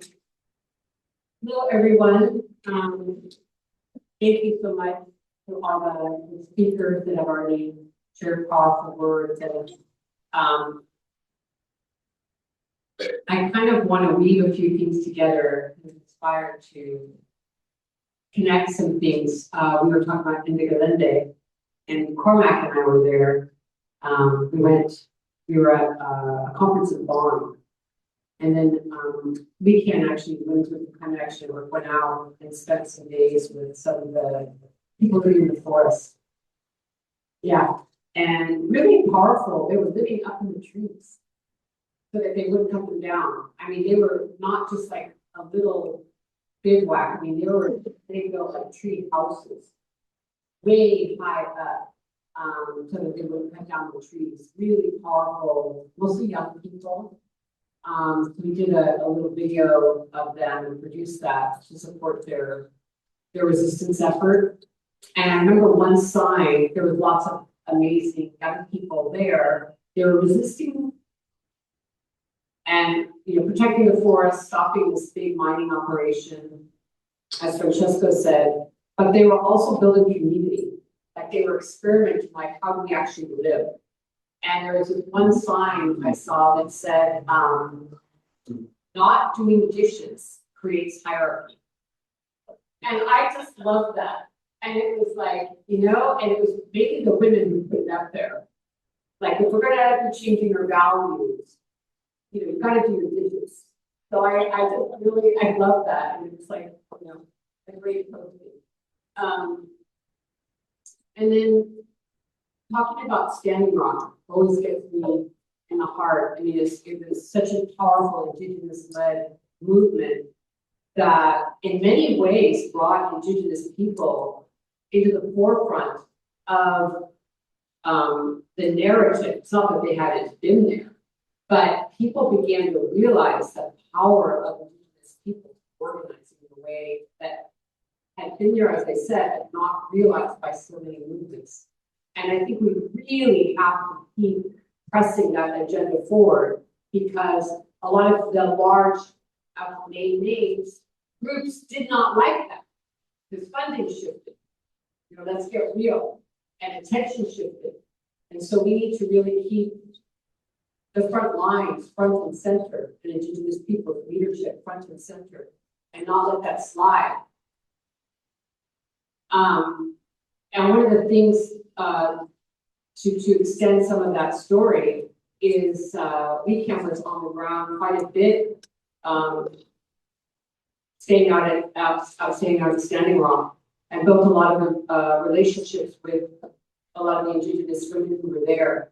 And it developed into a strategy for a divestment campaign where we went to banks to get them to stop funding the Dakota Access Pipeline. And we ended up primarily in Europe because the human rights standards were much higher here than in the United States, which really surprised people, because even before the current administration, people think about the United States and democracy, but it was stronger here already then. We have to remember what's happening in the United States right now in this regime has been building a very, very long time. It's not new, it just has its current reiteration in its most extreme form. But we have never in the United States really had democracy. Our democracy, in quotes, has been based on the colonization and attempted genocide of Indigenous peoples. I say attempted because they're still here. And on the enslavement of Black people, on their labor. And that poison is still there and has to be transformed and healed. It has to go forward. And even though this is an absolutely horrific moment in the United States, and the way that we are experiencing this awakening, this initiation in our country, is in no way the way I would want it to happen, because of the violence, the death, destruction, USAID being collapsed, which is hurting people all over the world. This morning, when I was out going to different spaces and interacting with people, people were so glad to hear me say this. Like, we're afraid, we'd be, trying to make amends around the United States. And I just was saying, no, we're being a wrecking ball. And it seems to be a wrecking ball. But the fact is, as things get really awful, like I said, at the cost of people's lives, it's also an amazing opportunity in this awakening. And that's what we have to really look at, is that, activists have different ways of saying this, but one is, when systems start collapsing, they tend to collectively collapse. But also when systems start growing, they tend to bloom collectively as well. And I think rights of nature is exactly that point, where we can come into a collective movement, narrative, transformation of not only how we're living with the earth, but each other. And so it's one of the most powerful movements that we have, because it's about life, Mother Earth, and our lives, who we are as human beings, and how much we desperately need to listen to the natural laws of the earth and come to balance again with the forests and the rivers and the waters and the land and the mountains and life, which has been put out of the picture. And rights of nature puts Mother Earth right in the center and begins to transform so many imbalances and systems of oppression that we see.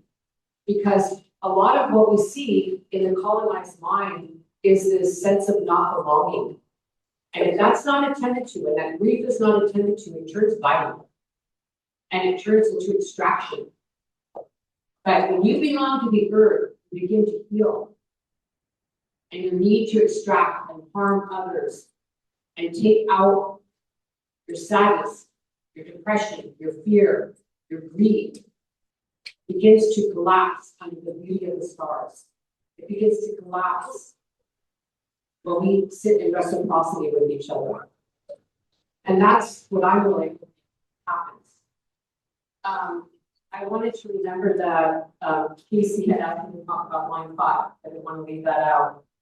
And one of the big fights that's happening in the United States right now is, we won some things with the Codex and pipeline. Pipeline is there, but we want moral high ground and understanding Indigenous leadership in a new way. And when we went to the banks in Europe, we got hundreds of millions of dollars divested. And that's not nothing.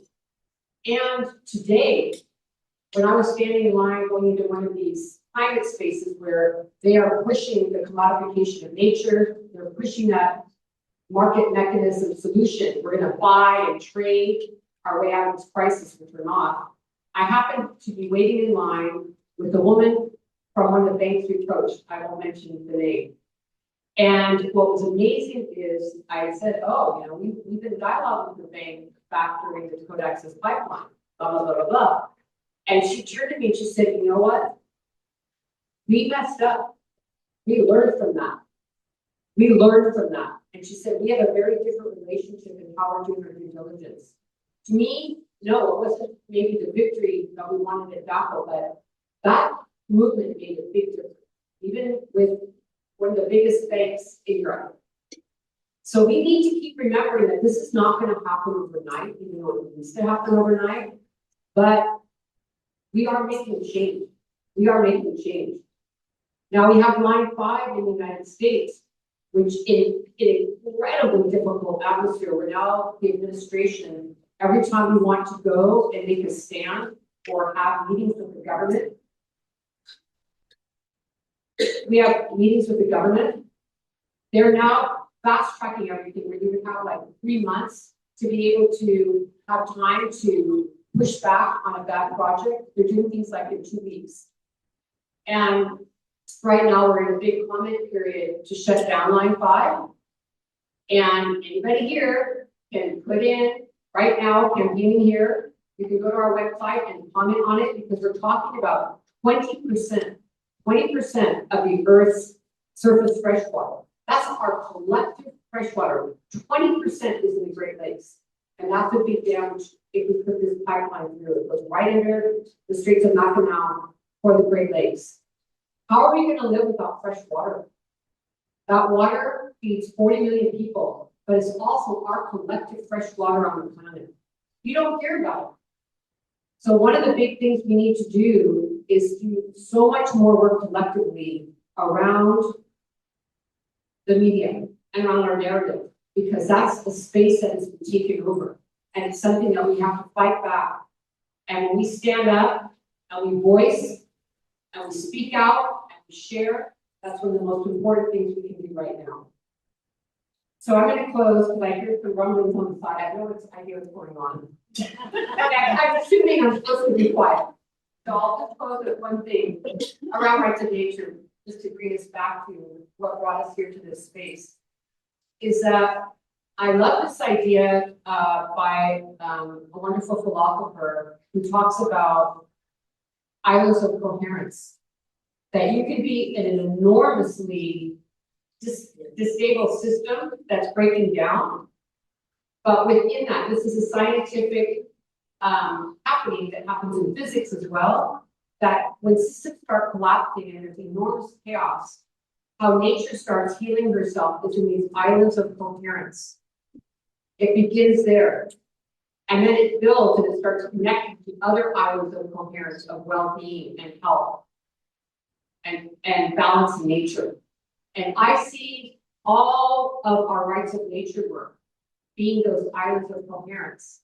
And I'm going to do a shout out for our hub leaders here, who I think are going to be on the next panel, about how through GARM, there are all these different hubs in different countries. And those are islands of coherence. And all these fights for rights of nature are islands of coherence. So I want us to be imagining all these different lights around our Mother Earth and connecting them around this vision of rights of nature. Thank you. So, I wanted to do one little activity that include everybody, and then we're going to ask Francesco to close with a poem. I want to story. Okay, story. Even better. I wanted to hold space first for all of the environmental defenders who have lost their lives protecting Mother Earth. And the one I'm holding in my heart right now and is her name is Bertha Casares, who's an Indigenous like activist from Honduras. And when she died, it was said they wanted to bury her, but they didn't know she was a seed. So whoever you're holding in your mind and in your heart, think about what from the breadth of what the ultimate sacrifice to Mother Earth that some humans are willing to do, not just for themselves, but for Mother Earth and for future generations. And now I want to say a little bit about what else there is to do that doesn't have to go, it doesn't require the ultimate sacrifice. How many people have ever been, I don't know, held hostage in protecting Mother Earth?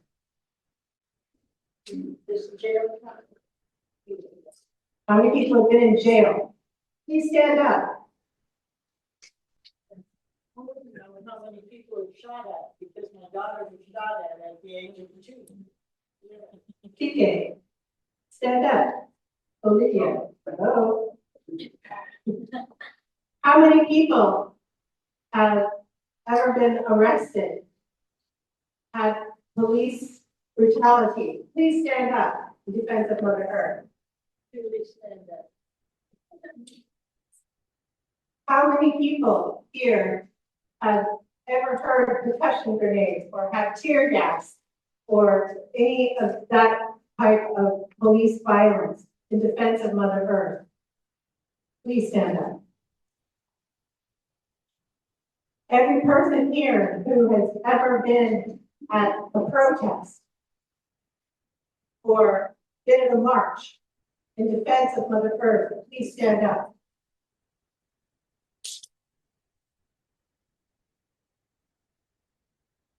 Anybody who is not yet standing up, who is willing to do what it takes to defend the next generations of life from Mother Earth, please stand up. And as Casey Camp-Horinek says, when the earth is under attack, what do? Stand up. Thank you.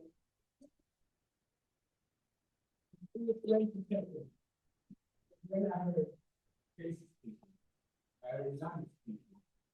I thought about all the women defenders that would go back home and raise their integrity, thinking about happy that we have to put this alone. And anyway, I stole a poem by a French activist from the Sous de la Terre. I liked it. I wanted to close the intervention, but then, I was planning too much. But anyway, I said like this: investigate daisies for feet advancing, and the ivy that leads into where she lies. Press charges against the sky for the rain that swells the river. Detain the seagull for unauthorized flight. Draw a line to track the sea. Ask a mountain to change altitude, but never ever dare hinder a free woman from expressing herself. Thank you so much for sticking around on a hot day in the United Kingdom. This is the third and last panel of the day.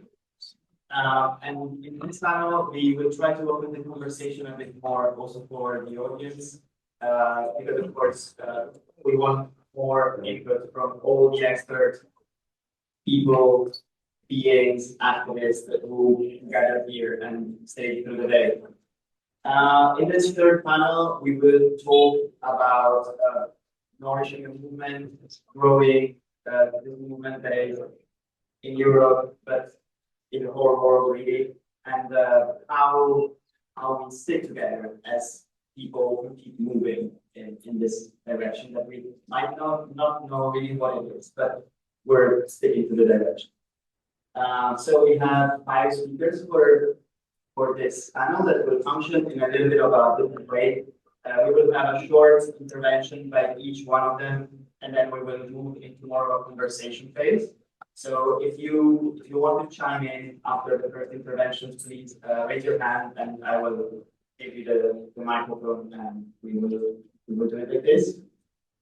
First speaker is European Hub representative, Stella Buongiorno, with whom we have been working quite intensely in the last few months to nourish the European movement. So I will.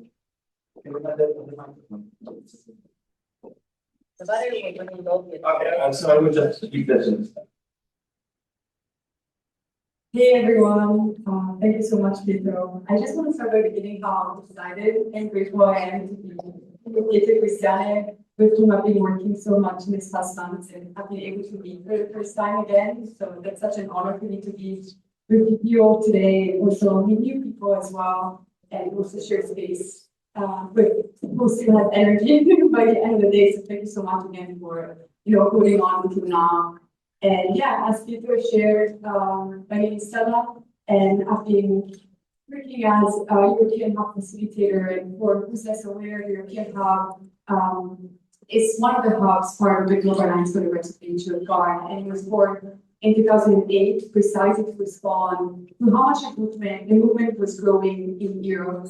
And maybe it began at the beginning with just few organizations and individuals that were trying to understand what does it mean to bring the rights of nature in this European region. And it has grown so much in the years into a huge movement and also a European hub. And as a hub, we try exactly to build a space of connection by connecting with different individuals and organizations that are working on rights of nature in the region, and at the same time giving them visibility and giving them support at this as well, right? Because it's such a diverse movement that goes to, we are a very transversal European space. So we go from different countries, different languages, and also different fields as well, right? And we bring them together and weave them together into a coherent and united movement.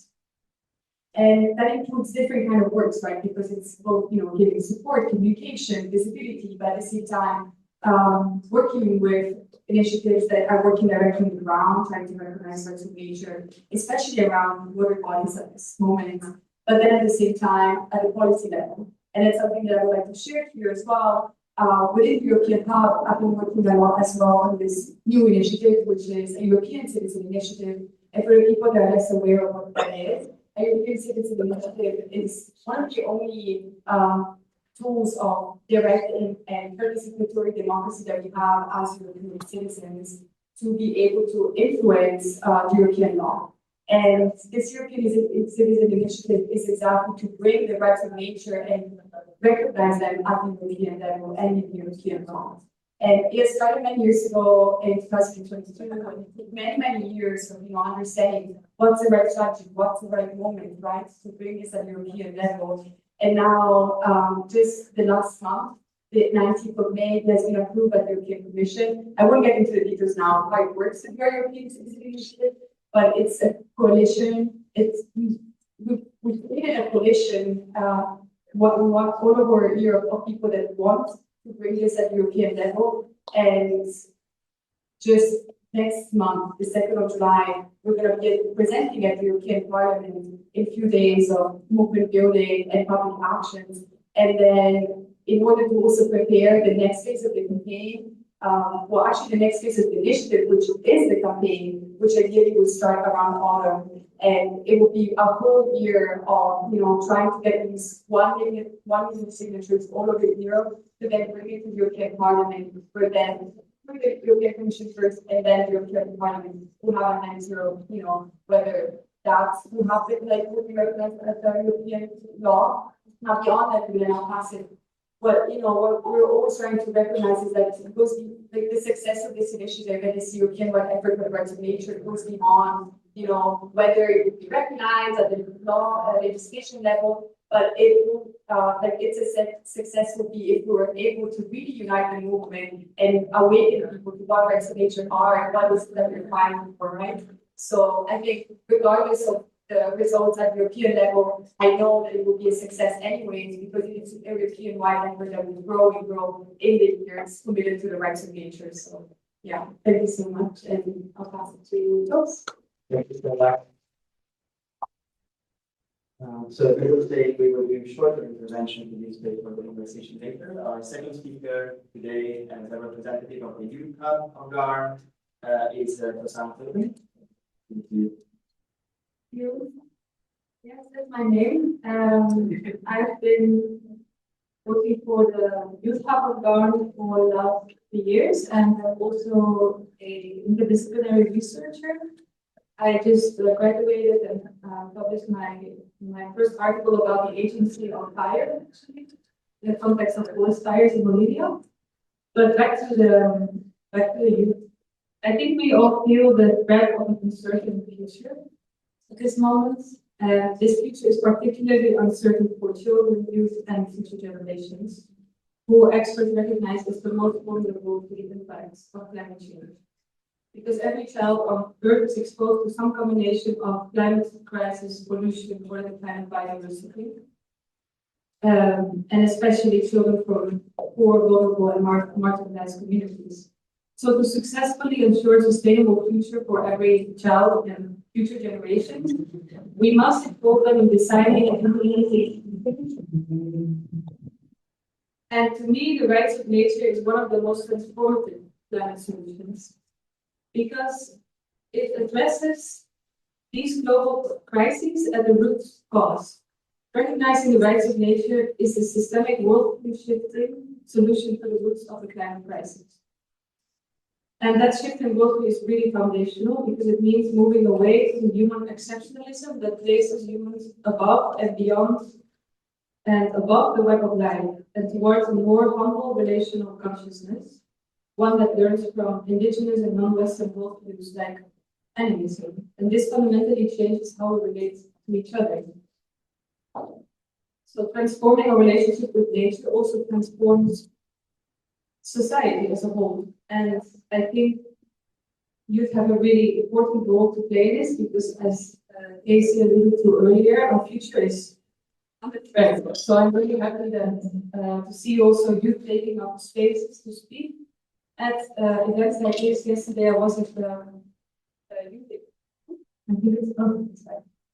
the youth event where many youth leaders were speaking to the deputy mayor of London. So it's very hopeful to see this moving, and with the Youth Hub we try to empower more youth to get involved with the rights of nature, to start their own initiative, and we've been doing this through various ways. For example, we have ongoing events such as book clubs, and we also have a few more regional projects. And I think also if we look at the Earth Jurisprudence Monitor, it's not necessarily pointed out directly, but there's many cases that have indeed been led by youth, such as the Colombian youth who sued their government for not protecting them against the effects of climate change. So we are now reaching out to these youth and learn from their experiences to build a tool that can activate more youth in the region in the world, to also start advocating and building rights of nature cases. So we are feeling the urgency, but we are also recognizing that it is our future, and we are powerful agents to change.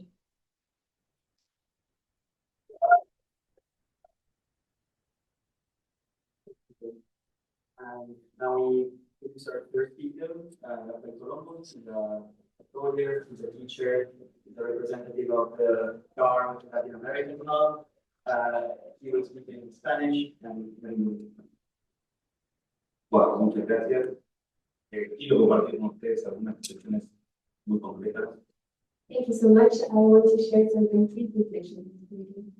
Quizás privilegiando la dimensión rural, lo que Maybe privileging the legal side of rights of nature. y compartiendo con ustedes lo que es quizás de mi punto de vista I want to share with you what comes from my own personal perspective. el marco teórico que plantea la intersección entre derecho y revolución. The theoretical framework between the rights of nature and revolution. Así como se ha reflexionado sobre la estructura de las revoluciones científicas, The same way that we have thought about the scientific revolution. existe un vínculo íntimo entre el derecho y la revolución There is an intimate link between rights and revolution que puede intentar responder a la pregunta that can try to reply to the question si el derecho puede ser emancipatorio. if law can be emancipated. No solo respecto de los seres humanos, sino también especialmente respecto de la naturaleza. Not just from a human perspective, but also from nature. Y el punto sobre el que me quiero concentrar, sin perjuicio de que es un campo muy amplio de reflexión, And I want to put an emphasis on one certain point, even if it's a very large field. es como el ambientalismo tradicional y también el movimiento por los derechos de la naturaleza Is how traditional environmentalism, but also the field of rights of nature, tienen mucho que pensar y reflexionar en relación al potencial revolucionario que existe has a lot to do and to think about the revolutionary potential. de los derechos de la naturaleza en relación a las ciudades. From the rights of nature perspective, connected to cities. Si el campo de los derechos humanos se caracteriza, If the field of human rights is characterized by tener mucha experiencia precisamente por desarrollarse en el interior de los movimientos sociales urbanos, that there is already a lot of experience that we have from civil society experience, como los derechos de los trabajadores, el feminismo, like the rights of labor and feminism. quizás la excepción más notable de los últimos años a esto que estoy diciendo sea el movimiento por la justicia climática. Maybe the biggest deception we have, maybe the biggest deception we have is climate justice. Que precisamente se ha caracterizado por tener muchos sitios urbanos en las calles de las principales ciudades del mundo. Because it has been characterized by big marches of citizens all over the world in the cities. Entonces, creo que tenemos que iniciar una revolución ecológica desde el punto de vista de los derechos de la naturaleza So we have to come up with another revolution coming from the rights of nature perspective. al interior de las ciudades y las grandes áreas metropolitanas del mundo. In the cities and the big metropolitans of the world. Voy a compartir algunos datos optimizados muy breves. Some data, very. Las ciudades del planeta consumen el 78% de la energía mundial. The cities today they consume 86 percentage. Se refiere, 70. producen más del 60% de las emisiones de gases de efecto invernadero. They produce most of the greenhouse gases. Son habitadas por más de 4.000 millones de personas. They're inhabited by 14 million inhabitants. 4,000 million. Y representan un 1% de la superficie. And they represent only less than 2% of the planet surface. Estamos hablando de Nueva York, París, Londres, Moscú, Tokio, Delhi, Sao Paulo, México, Cairo, Nigeria, Shanghái, Yakarta, Manila, Lima. We're talking about New York and not other cities that are the same. Son en gran medida las principales responsables del 52% de las emisiones globales. That are responsible for more than 52% of the greenhouse gases. Y por supuesto, cuando hablamos del derecho a la ciudad y de los derechos de la naturaleza, And when we're talking about the rights to the city and rights of nature, por supuesto también hablamos de los derechos humanos. we're of course also talking about rights of human rights. Entonces, de lo que se trata, por ejemplo, hablar de los derechos de la naturaleza y de las ciudades, So when we're talking about rights of nature in the city, es proteger las fuentes de agua, los recursos hídricos, we're talking, for example, to protect the water resources and the water bodies, proteger los bosques, minerales y los urbanos, he took the forest, the woodlands, marshes, y North Carolina, and the rivers. De lo que se trata es de adaptar la infraestructura urbana existente. It's important to adapt the existing infrastructure in cities, De lo que se trata es de descarbonizar la movilidad pública urbana, decarbonate the public transportation in cities, diversificarla, desacreditar el uso de automóviles, like make it more diverse and reduce the use of cars, de impulsar sistemas cooperativos que produzcan alimentos sanos y seguros, and impose systems that produce healthy and sustainable food, de peatonalizar las calles, las manzanas y los tramos de las avenidas, make the ways more accessible to walkers. Yeah. More pedestrian ways. de lo que se trata es de ruralizar la urbanidad en las grandes ciudades. It's important to ruralize the city Y ponerle un freno al urbanismo neoliberal. and put a break on the urbanity. Como afirman Enrique Viale y Maricel Bamba, Like Enrique Viale and Marcela Santander, este modelo urbano extractivista de plaza this urban extractivist system that displaces the nature en favor de cemento, concreto, for the benefit of cement and concrete. expande ciudades degradadas, violentas, insalubres, And creates degraded violent cities exclusivas y fundamentalmente antidemocráticas. that are exclusive and fundamentally anti-democratic. Por lo tanto, creo que es muy importante que los derechos de la naturaleza sean una parte central de las luchas y resistencias. At the same time, it's so important that rights of nature are part of this resistance, No solo frente al colapso ecológico, not only in front of the ecological collapse, sino también frente al avance de las extremas derechas y el fascismo. but also in the light of the advance of far rights. Como dijo Pino Solanas, juez del Tribunal Internacional de los Derechos de la Naturaleza, Pino Solanas, judge from the International Rights of Nature Tribunal, said reconocido cineasta latinoamericano, he's very recognized in Latin America.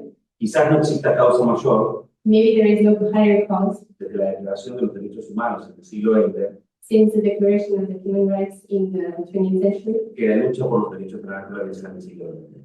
than the fight for the rights of nature in the 21st century. Ahí se encuentra el desafío There que is, plantea la intersección there is a big challenge there at the intersection para los derechos de la naturaleza en relación con la ciudad. for the rights of nature in relation to the rights of the city. Espera. Thank you.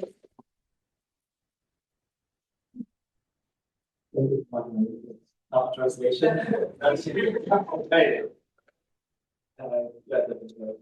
Okay, fourth speaker in this lineup is Missy Laren. She is part of the board member for the Orielle Center. That is born in America, but now has an office also in the United Kingdom, uniting the two sides of the Atlantic. Thanks so much. And, just a little bit about my story. I was a former environmental lawyer, public interest environmental lawyer in California. I got completely burned out because we started using one case after another unscathed to defendants like Cargill. And so I left the movement. And I actually came back into the movement after the most in 21. And so what I wanted to share with you, I guess, is I saw my own public interest environmental law movement come to a crashing halt. And I saw really the complete failure of the United States' environmental system. And so I still have hope in the rights of nature. And I wanted to share with you really 10 ideas that come to me really from the systems lens. This is systems thinker. When I look at the movement from a bird's eye view, what do I see as its potential? And what do I also see as holding it back? Even though it has this incredibly rapid rate of growth, I see it as woefully underfunded. And I also just want to share something that's like a guiding philosophy that I have. It's kind of the power that someone needs to movement. And the quote is, the arc of the moral universe is long, but it bends towards justice. And Martin Luther King made this quote really packed along with it too, and it's not really good guys. I see the rights of nature as really a logical, necessary evolution of rights. And really the sort of rights in the United States, from the Constitution to the Civil Rights Movement, to the rights for women, to rights for animals, rights for the gay and lesbian population, and really in the last case, on behalf of future generations. And so who are the next inevitable rights holders in the US? Well, they will be the urban community, and it's just a question of time. So, okay, so I made a list. It's a list of 10 things. I think the first 5 of them, the movement does really well. The first is the why. Every single person in here, I think, has a clear, compelling reason why they're doing this, and that's so effective. I just watched talks of Casey Camp-Horinek and Thomas Berry last night when I was preparing for this, and their words that they spoke are as live today as they were back then, and that's incredibly powerful. I also think that we have a really valuable core group that is willing to do what it takes. Everybody stood up for. And I think that's so much more valuable than a diluted movement. And I think garden gatherings are so important to remind us that we have this core. I also think the movement is doing a great job at highlighting really the great visible wins because it's really a movement. I also think we're doing really well when it comes to building coalitions. Certainly the NGOs that we've done with our Indigenous allies are connecting. Where do I see places where we can grow? Well, it's really in academia. And the Earth Law Center for the past 5 years since I came on the board, we've definitely leaned into academia. We just published this book. And I guess the reason why I volunteered to speak is because I wrote the chapter on movement lawyering. And so I've really taken a hard look at what I think where we can learn. So, okay, back to this. Where we can grow in terms of building alliances, I think it's with our faith-based communities, and that's something that's just waiting to happen. I also think that we can build alliances with, cultures that we wouldn't think would embrace this movement. I know the Earth Law Center, we've been talking to Dubai, and they've asked for like moral justification for the rights of nature in their land. And for me personally, I was thinking the Japanese lawyers too, and lawyers from Bhutan. Let's see. I also think the movement is doing great at highlighting stories and de-emphasizing data. That's not to say that data doesn't influence policy. It really does. And so what I propose is we all start teams together of a scientist, an activist, a lawyer, a storyteller. Okay, so where could we do better? I think we all suffer in a movement from our theory of change because we just don't know what approach to getting the rights of nature is going to work. The law centers are throwing spaghetti on the wall and seeing what sticks. We just don't know. And so we write a strategic plan, and the next thing is out the window. It really harms us when it comes to getting funding. So that's one thing. I think the other thing is just scaling up.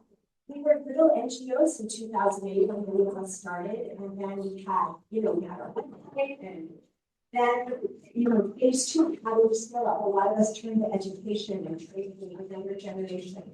What is phase 3? I think that there's a couple of incredible organizations in the United States that have really paid off.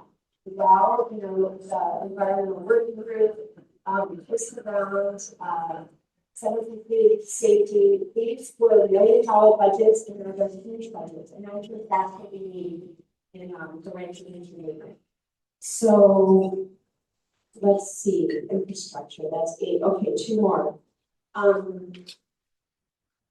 I think it's okay to engage with the highest level of power directly. I saw them so successfully in Cali and Panama, and me myself, who do I want to engage? I guess it's the person from Buffalo, which is where I'm from, who's introducing the rights of nature bill in the state of New York on behalf of the Great Lakes.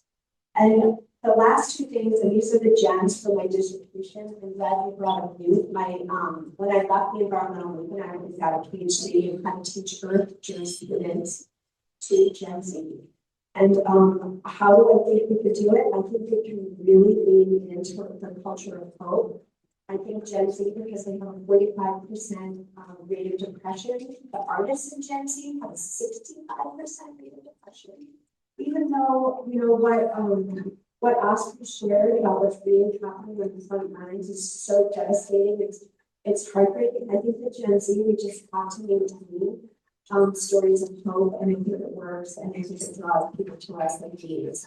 And the last thing is, I think, and this is what I learned, this is the real gem for my dissertation, is when you have burnout, there's a thinker out there, Joanna Macy, and what she taught me is that when you are burned out being on the front lines, pivot to systems thinking, look for leverage points, pivot to education, or actually work on changing consciousness, because it's so beautiful to be out of the field, and it's very nurturing. So that's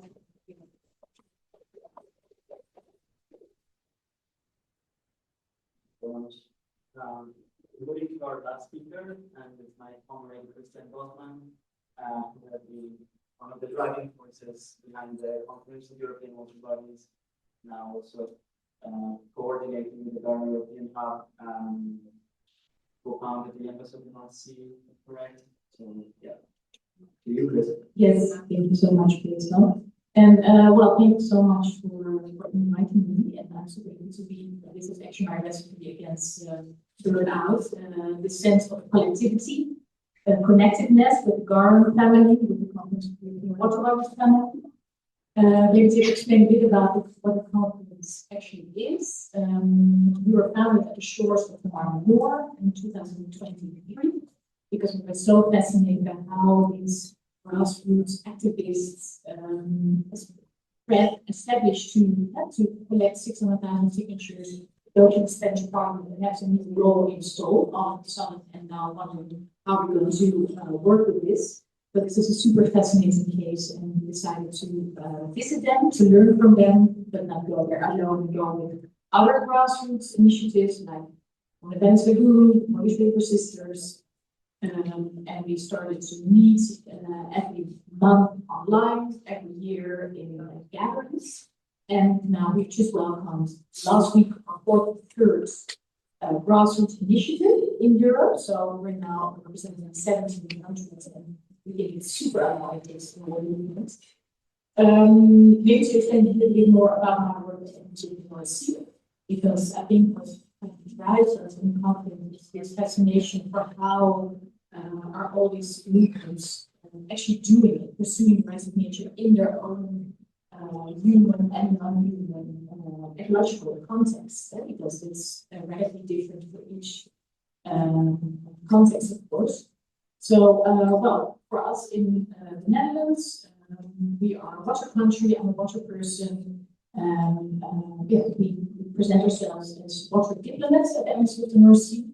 And actually, we were founded from the notion that we want to work towards this model of water governance that doesn't exist yet, but we just want to build it, like what we get just making this ecological democracy with artists, with scientists, with lawyers, not just by questioning it, but criticizing it, but just by doing it. It's just building this, this embassy of the North Sea. And in the beginning, everybody said, "What are you doing? You're crazy. How are you saying the North Sea is a legal, cultural, political person? We don't get it. What you're doing." This was 2018, and now we're much further. We're taking much more seriously in the public domain. We're now part of the coalition of 4 countries. And so now we're working on the breeding ground of the North Sea, which is actually a very vital area in the heart of the North Sea, the size of Belgium. It's a green protected area, Natura 2000 area, but still there are all kinds of harmful activities going on, from hot controlling to marine exercises to wind farms to oil and gas drilling. So we are in this coalition. We just won 2 court cases against the government to neglecting their own rules, because internationally this is a really protected area, so stick to your own rules.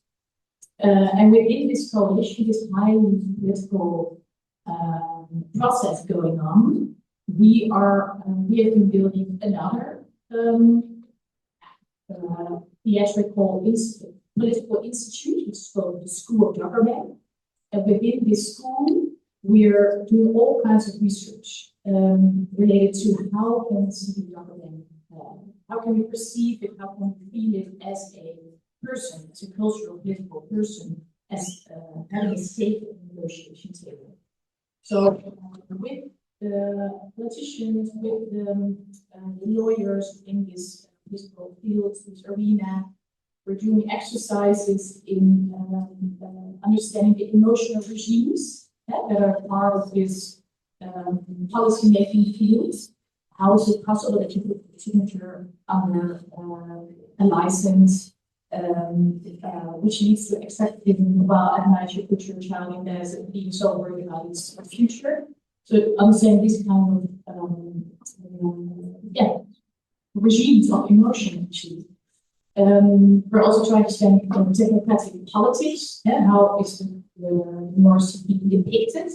If you're drawing a square, this is the document, put it in dimension, then don't be surprised that it will become an empty square.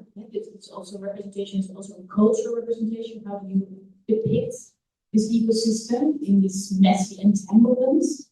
And not just showing this one seal. No, you have to show the different relations that this ecosystem is in. We're trying to open up the debate and have a more democratic debate by going on the expedition to the government. So yeah, it's all kinds of research lines going on to understand what it actually means to be a water steward, to represent the ecosystem as a legal person.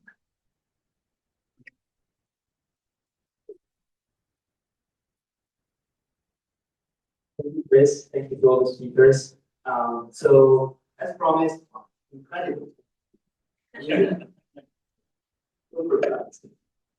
have exactly half an hour left of the panel, and as we were saying, since we have loads of experts from the previous panels, but also in the audience, we wanted to think together about the question that we've been tackling during these interventions, which is essentially what keeps the movement moving, right? Because what moves is alive, and the opposite of that, especially in Mrs. talk, hearing about depression is what makes you still, right? What renders you towards inaction, while all these actions stimulating the movement, especially towards live action, and makes ultimately people towards empowerment.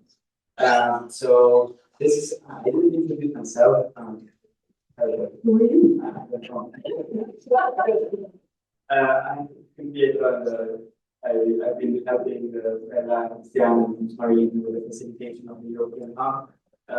Originally, I've been involved for the last 10 years with different struggles in the Venice, and recently I've been very active with the declaration of the Venice Lagoon, a number of institutions, but now I live in the UK, doing a PhD in Southampton. Rights of nature. So, well, today we were hearing about the waters of Europe towards basically the only institutional direct democracy tool we have of the ECI, and the role that the hub has been having in it. We heard about the youth fighting for their own future and for the future of further generations. That's a narrative that unites the interest of humans and the interest of the planet very well. How life in the city has come to be norm, but it's entangled with person nature, different legalization, community action, hope, and water diplomacy. So if anyone from the audience has either a question or a consideration, question for all of us, or just wants to bring their own tale of radical movements, raise your hand and then we'll want to see with them. Or if any of the speakers have a question for anyone else. It's not so much a question, it's just a thank you. for sharing the different perspectives. I mean, we see how far-reaching the movement is, literally far-reaching, and then we can see the various levels of the movement, you know, coming from the very grassroots up through the indigenous spaces, then up through academia and into the law and into the various demographics of age and city versus country and all of those things. I think you painted an absolutely beautiful picture. Thank you all.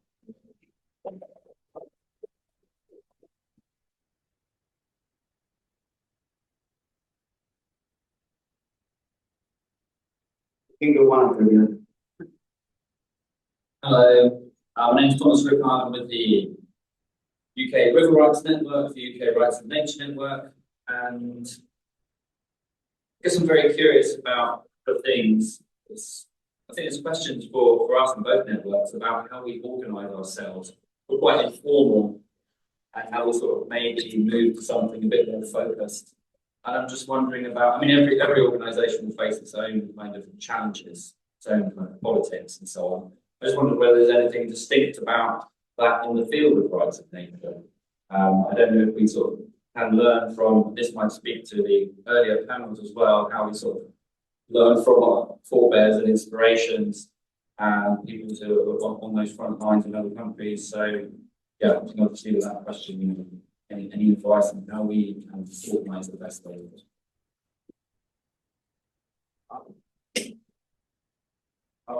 Yeah, so thank you for sharing and for being a beautiful, diverse panel. I'm wondering, maybe a question that kind of is intersectional would be how do we like organize regionally or around ecosystems? I know with the youth, there's many instances or examples of things, so it's hard to organize over one. And in Europe, I know Marmor, and we know there are emerging things that are already a bit advanced. But I wonder if if we started this day with Antarctica, something that can bring us all together. I wonder if you have thoughts either in your respective field that can bring a group of people together, like transnational, like where identities, like, you know, your country where you live doesn't over-identify in the place. It kind of makes you or connects you with people across territories, across nations. So I wonder if you are thinking about examples that come to mind.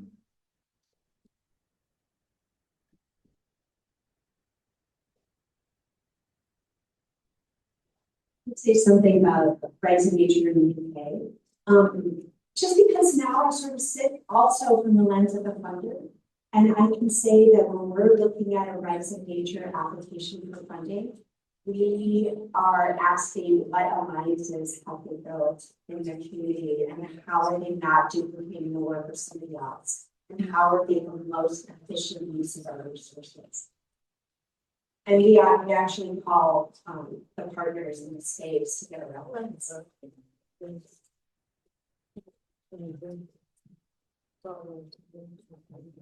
Yeah, I think I just wanted to add something, you know, because the question of how do we organize, you know, and also the question that Kiko was bringing up in the beginning is how do we sustain a movement, or what, you know, and it's kind of being part of the European Hub and also the CI, which now it's, you know, building this European-wide coalition to bring forward the rights of nature and also bring it on the European level.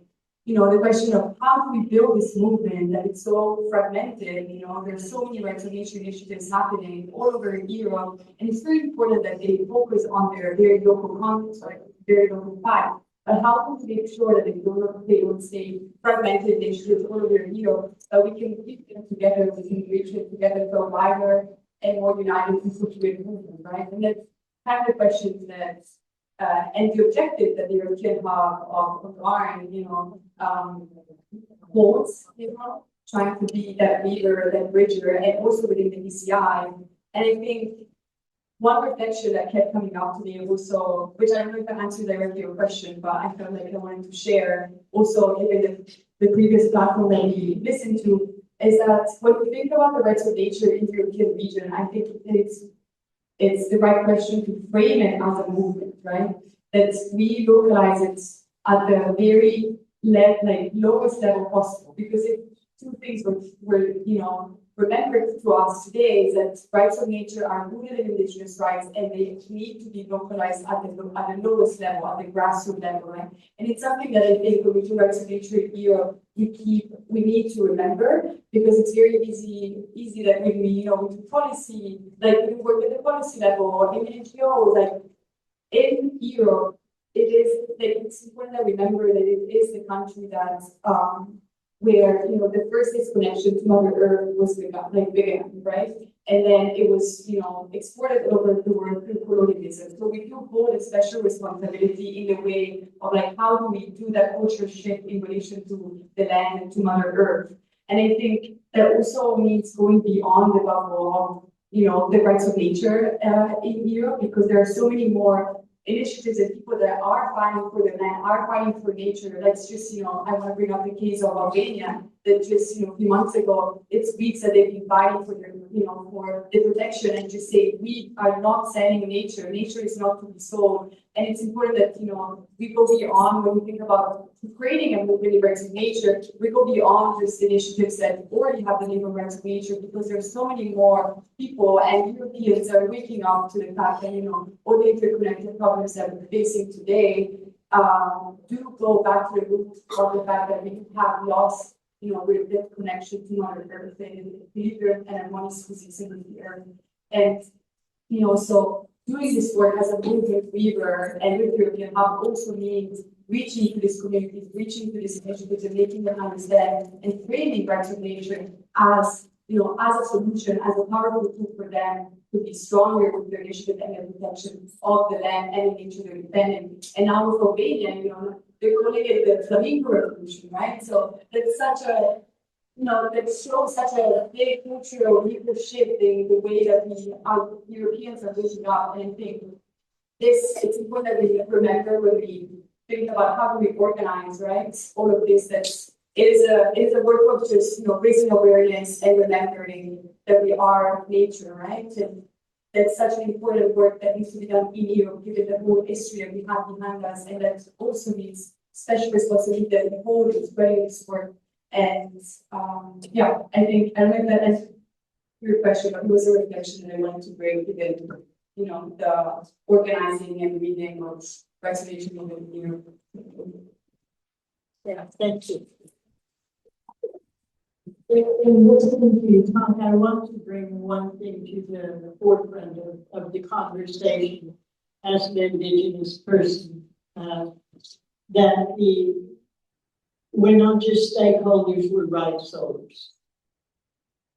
That's very important. We as a sovereign people of Turtle Island, or what they call the United States of America, have treaty rights that are enforceable. And that it's necessary for people to understand that we have a legal leg. And that when my daughter said earlier that we're asking not just to be recognized, but we're demanding that we have a place at the table, that our work not only is grassroots, but also into every single layer of the governmental process and into the United Nations. Because we are a sovereign people with inalienable rights. We have with the treaty rights with the United States.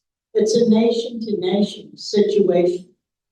And so when we go down to the fossil fuel phase-out treaty, we're not going there as just grassroots, which we are to the core part of Mother Earth and the grassroots movement. But we are also a sovereign people, and I'm going to say it again and again, that have, and I should say peoples, that have the right to be there and voice our opinion and demand that those rights through the United Nations Declaration on the Rights of Indigenous People be upheld, be implemented. And in doing so, then we're giving power to the movements that each one of you all are working on right now. So Indigenous people not only have the understanding of what it means because We just are blessed that way, and because we always remembered and not let go of any of it. But we have legal rights. Thank you.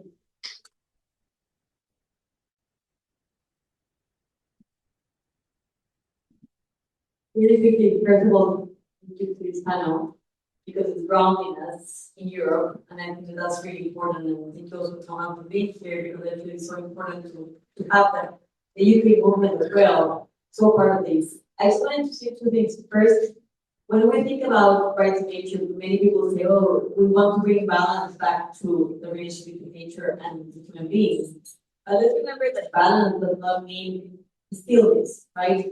If nature is something, there's like it's in movement. There's entropy, a relationship, everything is happening. I remember when Ash came to Ecuador, she said, like, I can't believe how alive is the forest. Everything was moving, it was making noises. That's how nature is. And we have to keep moving. I think that's like the main lesson from nature is like how everything is related and moving all the time. And in that moment, I just want to share for some of you who were not with us last week is that something that Garth has been thinking about is saying, how do we readapt to this growing pain, right? What does it mean? We created the Alliance for Rights of Nature 16 years ago, and it was like a group of volunteers just like moving this forward, and now there are like more than 2,000 members in the Alliance for Rights of Nature, and like a movement of like 40 countries that are promoting the rights of nature, and it's huge, and it's big, and it's growing right now. So what we are doing with the Alliance is, yes, there is an organization behind, it has like receiving funds and so on. But what GARN really is an alliance. And it's not an NGO. It's an alliance, it's a movement, it's growing and it's bringing together people. So I think that to like Thomas's comment and to what you guys were saying, like the most important thing is that we keep together, that we keep coordinated, that we keep articulated, that we keep moving and moving together. I think that's like that. I feel that that's like the most important part of GARN's mission is to really be holding a movement that is becoming each time bigger and bigger and bigger, because we are as GARN an alliance, and we have to keep that in mind. And in that, every piece of us has a role, as we do in nature, right? So I just want to remind us that us as nature, in the sense that yes, we are not enough yet, but we are reaching a tipping point where we are not having to tell people anymore, oh, have you heard about the rights of nature, right? We are reaching a point where we're just saying, like, okay, let's apply it. Yes, people say it's not being applied successfully. Well, it's not the fault of the rights of nature. There's a universal declaration of the rights of human beings, and that's not being applied either. But that doesn't mean that we do not have to fight for the human rights. And yes, we need to change the legislation, but most importantly, we need to fight for the application and the guarantee of the intrinsic rights of nature. So I just want to take that thought that we are on all of this together.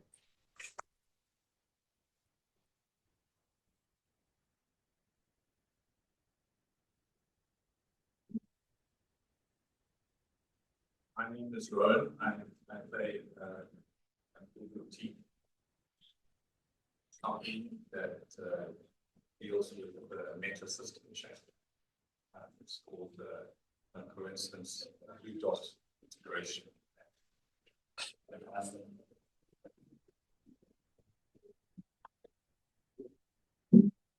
wanted to ask you a question that I would usually pose as a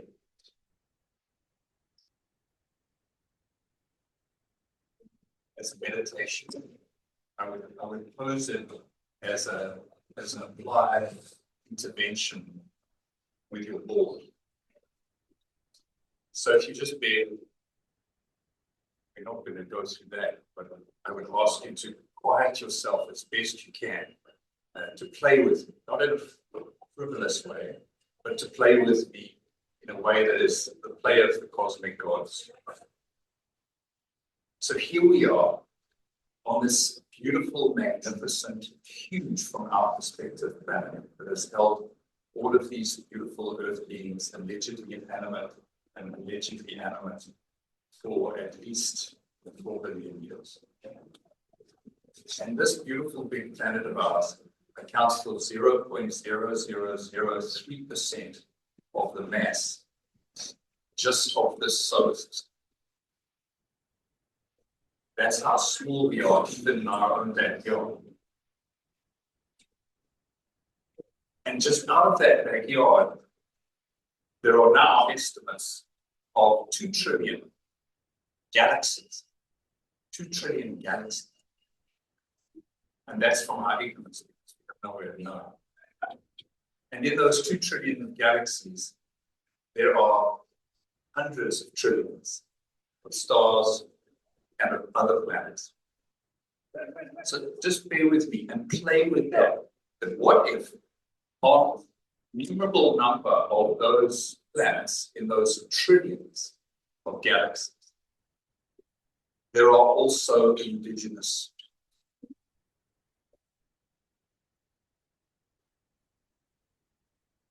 And what if those indigenous peoples on some of those planets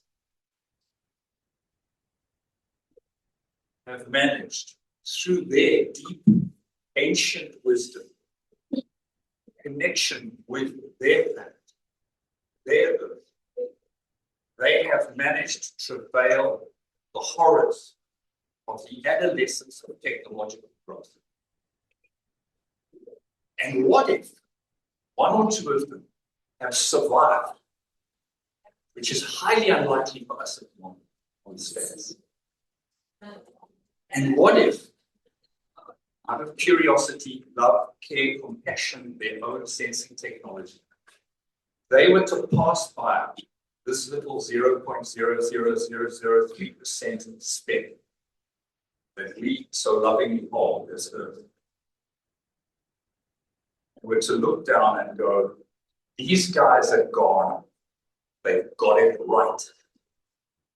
It's rights of nature. It's indigenous.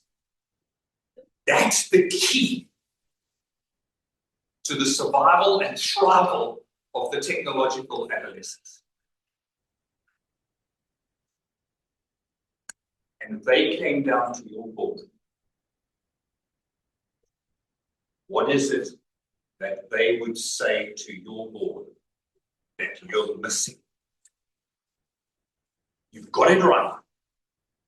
What is the data you guys need from those ancient indigenous tribes of another planet, in another galaxy, arguably in another multiverse, as to how we deal with our technological adolescence that we look like we're possibly not? That's what I leave you with, and I ask for 30 seconds of silence.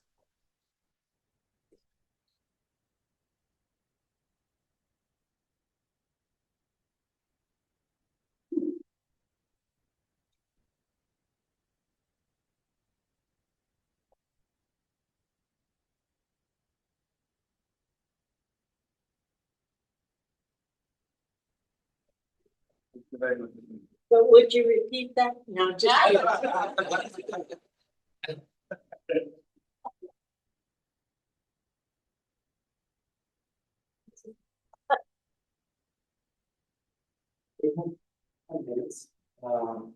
So, any of the speakers, anything to answer the galactic question? Otherwise.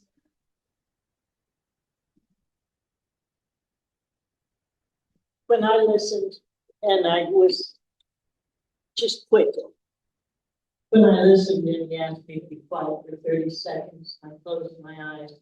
What I saw was time.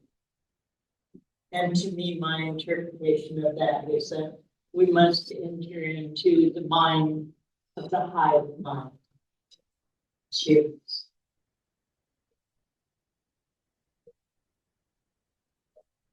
I actually saw a mushroom, and it's really funny because we've not really been joking about that maybe everybody should eat with mushrooms, so we all come to this understanding that we are all one in a faster way that we are living right now. and intriguing because they reckon there's a possibility that the mushroom may come from outer space. That's one of the theories. We're all stardust. Yes,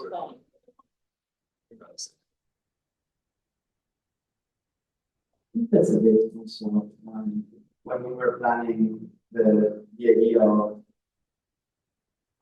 all the water bodies of Europe coming together into a place, the original idea was to call it a conference, right? So that's so boring and wrong. There's nothing bad with conferences, but that's not what we were about to do, right? And like the idea where should fit in a city, it's accessible for everyone. But then the idea was to look at the phenomenon because the idea was also to include the phenomenon in the conversation. And when we went to Venice, the third theme in the lagoon to include the water body in the human conversation and recognizing ourselves as water bodies by our own right, but also as a part of the larger conspiracy. So I think the timeline, the idea is very much so, like, how to recognize that it's not our individual, but the connection between humans, that, and that's what the alienation is, right? Like, Karl Marx was speaking about the alienation of the workers, but right now the alienation of the information we were talking about, well, like it's sensing continuous. Anyway, young people are feeling more and more alienated, and like social movements are anathema to that because of the collective intelligence that is being developed in these movements. Maybe I could end with some positive news. Yes. So I would like to share with you the initiative that made me become involved with the Rights of Nature movement. And this is called The Forest That Owns Itself. And when I joined this, it just got started. And it started from the question of, what if we no longer view nature as our possession, but as an equal? So we really try to challenge the property law, and this is very prevalent in the Netherlands, because in the Netherlands, every square meter of land has an owner. There is not one single centimeter of land that does not have a destination plan and a function and a this and that. So we were like, what if we just legally create a structure that makes the forest not be owned by anyone? And for this, we drew inspiration from the Haagse book, which is of course from The Hague. And I think this is actually one of the oldest examples of the rights of nature, because this happened during the 18-year war, where they wanted to cut down the forest to supply more arms for the war. But Willem van Oranje,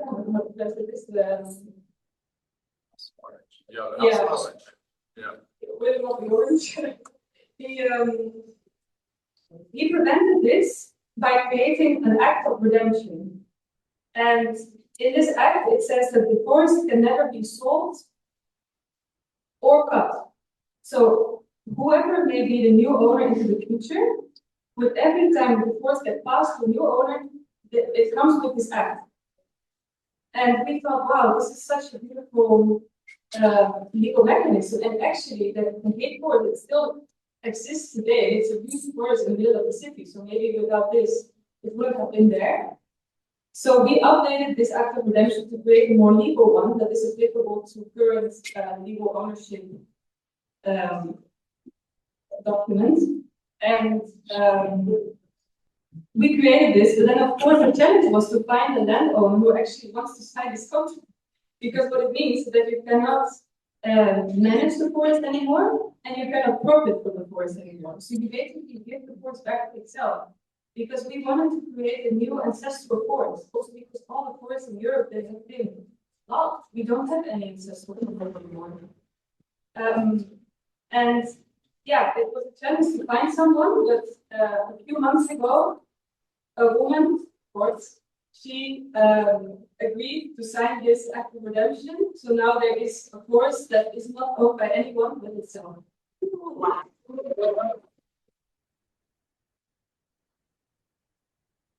That's where you get the mushrooms.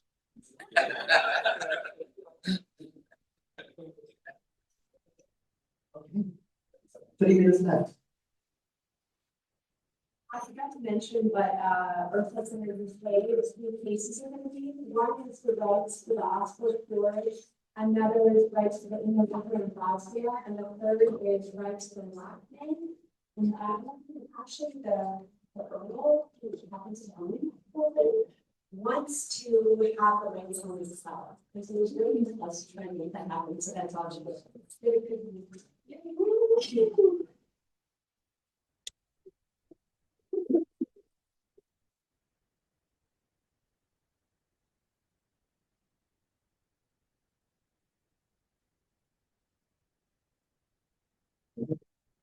Thank you very much, everyone, for doing this marathon. It's been really inspiring. I think there's a lot of knowledge that will also be shared. So I think it's time for the break. I think. Okay. Thank you all so much. I would like to thank you. I'm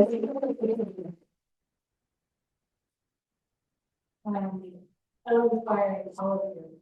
I want to thank and recognize for making space for the many organizations that came together today to bring this panel. So thank you, Dr. Price.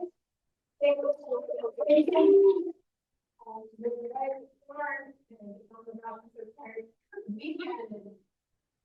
the others that put this together. I would like to really thank the speaker for your moving and powerful motivation to continue to work with the earth and to put into context everything happening on behalf of the rights of Mother Earth. And mostly, I want to thank each and every one of you for coming on this day to be with us and to share and spend this time with us. We have materials on the table. If you are not already a part of the Global Alliance for the Rights of Nature, today is your chance. So please join us on this journey. Stand up, fight back.